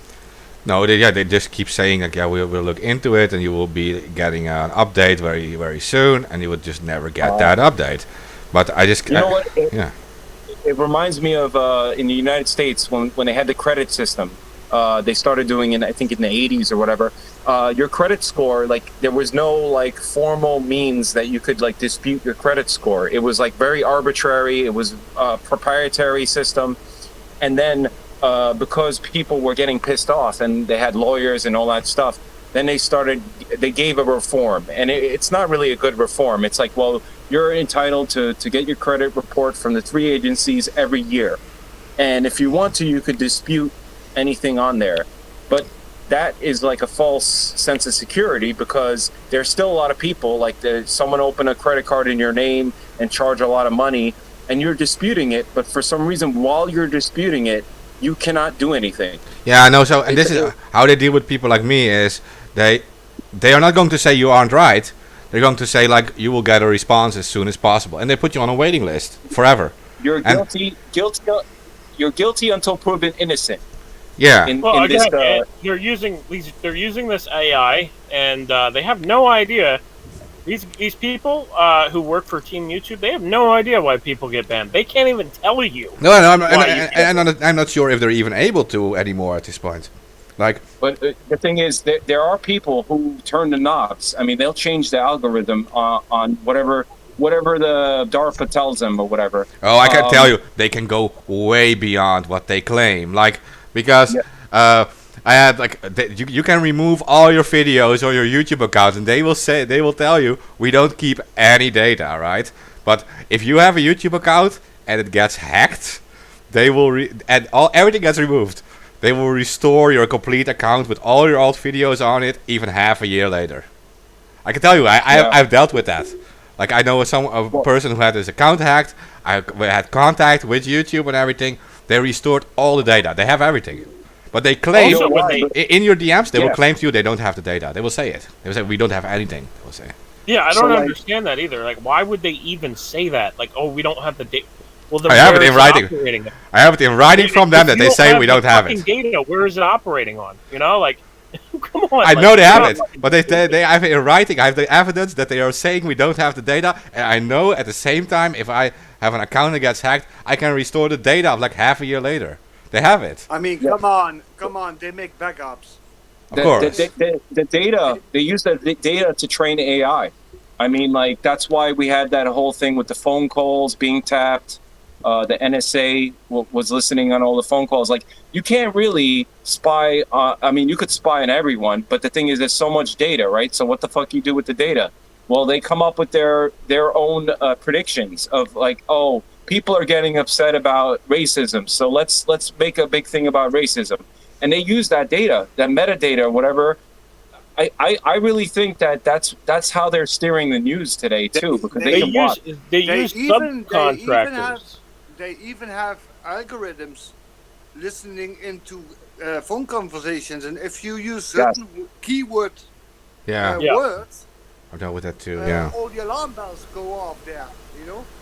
But I even want to say. Let me just, okay, go ahead. Sorry. I was just going to say that they use fusion centers. They use these fusion centers that they load up on contractors that aren't even they shouldn't even be authorized to use some of this technology that they have. Like they're using Gotham. It's Gotham software. It's basically a fork of Promise software and Main Core and all of that. I looked at the software schematics for Gotham and I compared them to documents that I have on Promise software and Main Core, documents that are not public and I can't release until certain people die. Anyway, in regards to that, it's the same exact software and has the same type of capabilities, but the only difference is with Promise software and Main Core, that was isolated to the top echelons of government. Now that same power has been given to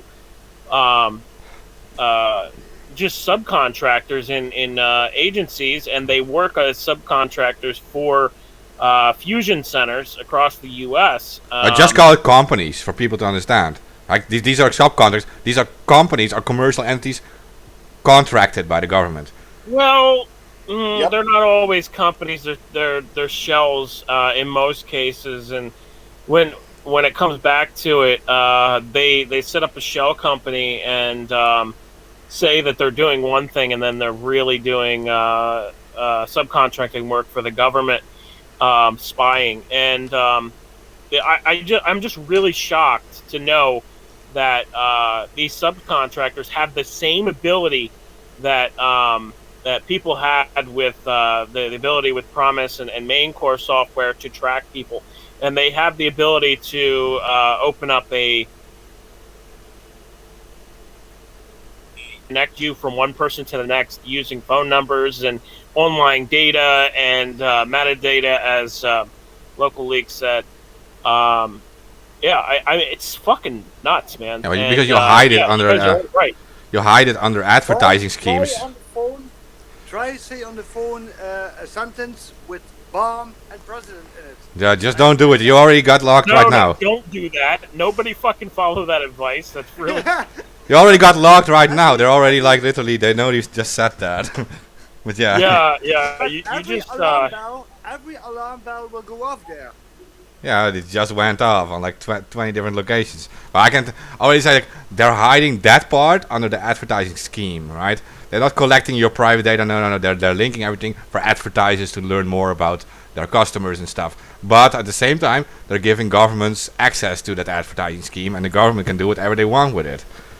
So, yeah. Well, I just want to say something real quick about that YouTube data thing. So they claim they claim they don't have it anymore. I can just tell you, if you delete a video on your YouTube channel, it only becomes invisible to you and your audience. They still see it. It's still there on the same exact spot. Right, it's there until they decide to delete it from the server. I mean, anybody who fucking doesn't know that, I mean, I don't know. Yeah, like. Yeah, I was just referring to the backup thing because the Local Leaks, he said like the backup thing. I think it's actually not even in a backup. It's still on the exact same location. It's just invisible for you and for your audience, but they just see it like nothing happened. Yeah, Right. but still, even if they delete it on the server, they have backups and they have backups. Of Yeah, backups. yeah, of course, yeah. So they can Actually, always retrieve it. They can always that- retrieve something. That was my case about the Colonial hack. If they got hacked and whatever what do they call it? Ransomware got encrypted, how did they not have a backup that was before the execution of the encryption? That's weird because I've worked in IT before. I don't work in it anymore, but the companies I worked at, they all had their own off-site backups. That's a big business. You're asking the good questions there. It's the same question. I mean, it's a similar question to why would a hacker hack into a pipeline and then ask for a public blockchain project, Yeah. Bitcoin? I mean, nobody's gonna fucking hack into a pipeline and then say, "Give me Bitcoin as ransom." And then on top of that, I mean, okay, let's say it is legitimate. Let's say a hacker did hack into the pipeline and ask for Bitcoin, right? Why would they use a centralized custody wallet? The whole thing smells, man. Yes. That was fucking bad. And Yes. they just keep attacking BTC for the past couple of months because it was getting ready to go parabolic. And after Bitcoin goes up to 100K, I don't think it's coming down. Yeah, but it's I just the think fear it's porn go. again, right? This is the fear porn again. Like combining Bitcoin with illegal acts constantly. That's just a fear thing. You discredit it with fear. So here's what's kind of funny and interesting, and we're all at the same time, because AK is right. There has been a concerted effort to discredit and demonize Bitcoin since about the beginning of the year. From every side, Elon Musk has trashed it. Donald Trump went Just on recently, Fox yeah. Business this week specifically to trash Bitcoin and cryptocurrency. Joe Biden's administration has a bunch of executive orders out now on ransomware and on cryptocurrency. And then the Bitcoin conference happens. Tim Dillon has the Winklevoss twins and Jake Paul's bitch ass on a panel. And Yep. Tim Dillon jokingly says, you know, I'm for the planet getting hotter. I don't care if the amount of energy it takes to mine Bitcoin is just ridiculous. Hell, if we can figure out a way how to mine Bitcoin from volcanoes, let's do it. 48 hours later, the president of El Salvador walks out and says, we are a Bitcoin haven, and we're going to figure out how to power Bitcoin from our volcanoes. Yeah. Yeah, I saw that. I saw that they're gonna mine Bitcoin with volcanoes. Yeah, I saw Well, that. volcanic energy is not a bad thing to use. So Iceland you know has how it. I say we live in a fucking cartoon? Iceland uses it, by Yeah. the way. Iceland uses volcanic But energy. you're right. You're right. And they've been and you're right. Iceland does use power from volcanoes, and that is a way to actually power things is using volcanic energy. But I mean, the you're Iceland right, though, geysers, that I mean, not they've- everyone knows it they've been maybe, but attacking- it's... They've been attacking Bitcoin since the beginning of the year, and it's just ramped up. All of a sudden, fucking Elon Musk opens up his big mouth talking about how Bitcoin is not friendly for the environment. You know what's not friendly for the environment, Elon? Your fucking Tesla batteries are Yep. less friendly for the environment than Bitcoin is. I mean, for fuck's sakes, man, you can't even get rid of those. You throw them all in a fucking dump. And I can imagine sending a spaceship up into space is not really environment friendly either. No, I mean, Oh, lithium is a yeah. raw material just like oil. So there's not a big difference on that. It's a raw material too. You take it like from the soils and from the mountains, etc. It's also a raw material. And in the process of harvesting it, there's also a lot of pollution going on. So you're saying. Yeah, but I mean, those batteries are bad, man. Like, we can't get rid of them. There's nothing we can do to get rid of them. They have tried and talked about ways to get rid of these chemical batteries, but ultimately, guess where they're going? They're going into a landfill somewhere, and guess what? Some salt mine or something, right? Well, Yeah. no, I've heard they were just dumping them in the landfills and burying them with dirt. But guess what? All of that chemicals is going to seep into the soil, and that's going to cause worse damage than fucking Bitcoin could ever cause with just using energy.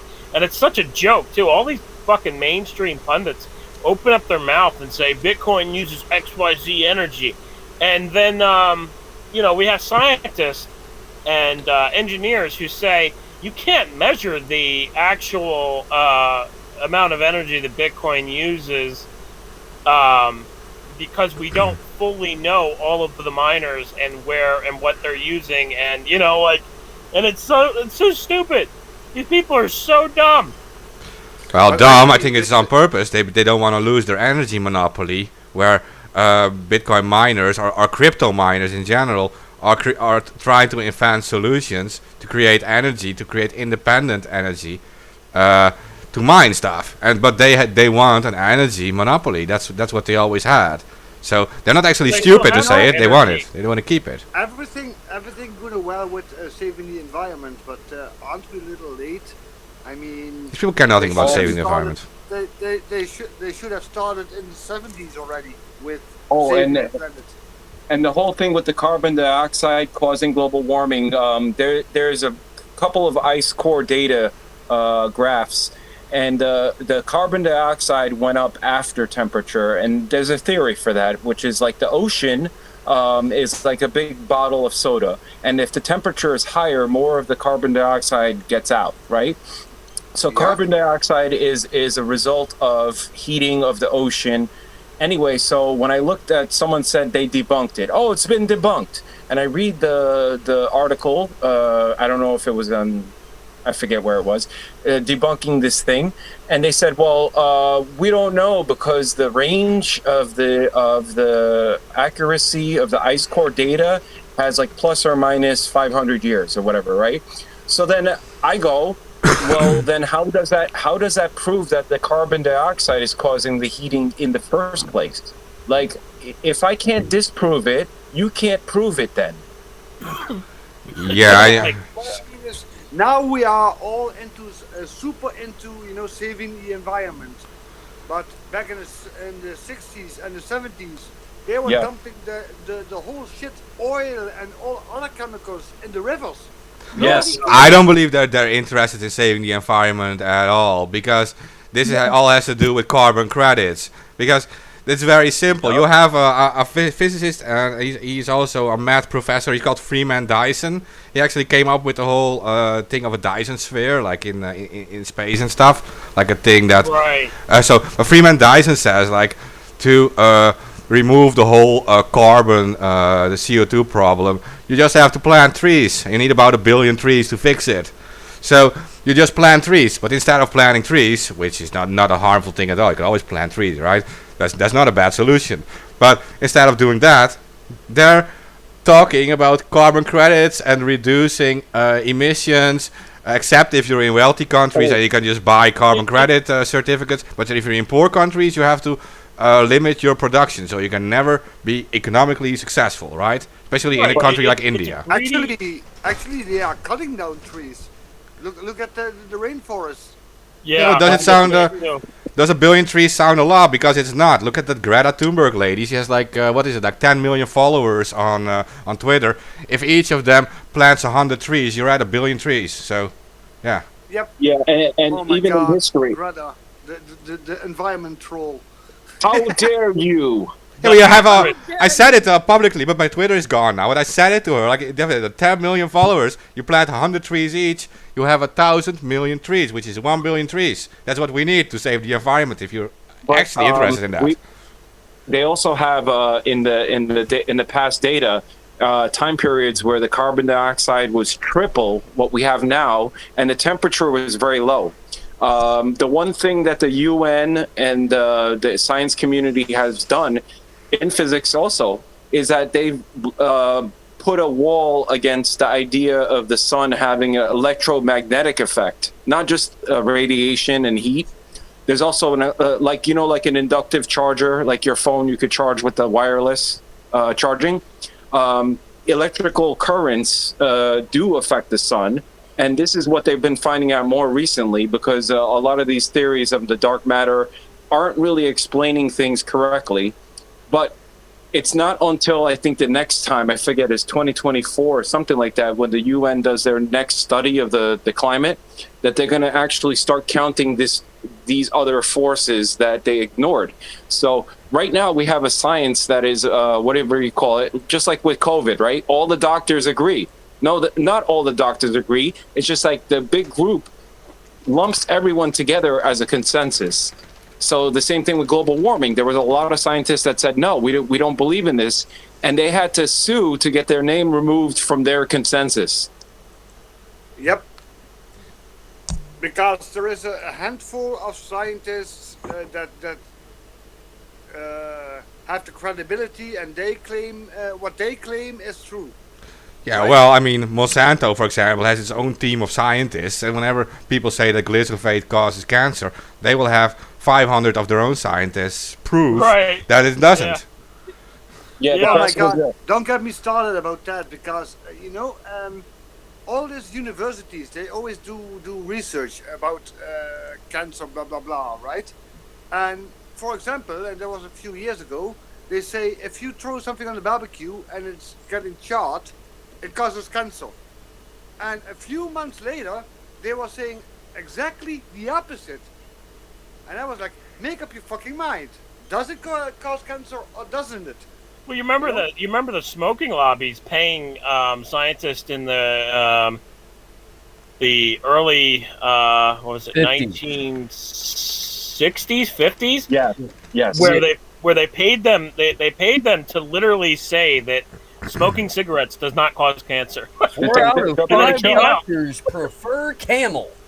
The Yeah. WHO. Yeah, that's what they said. Literally, doctors prefer Camel. Yeah. The WHO also covered for the nuclear industry. They said that Chernobyl only killed 50 people. Hey guys, my ex-wife locked her keys in her car. I gotta go help her out. I'm gonna dip out. Slow News Day will be on.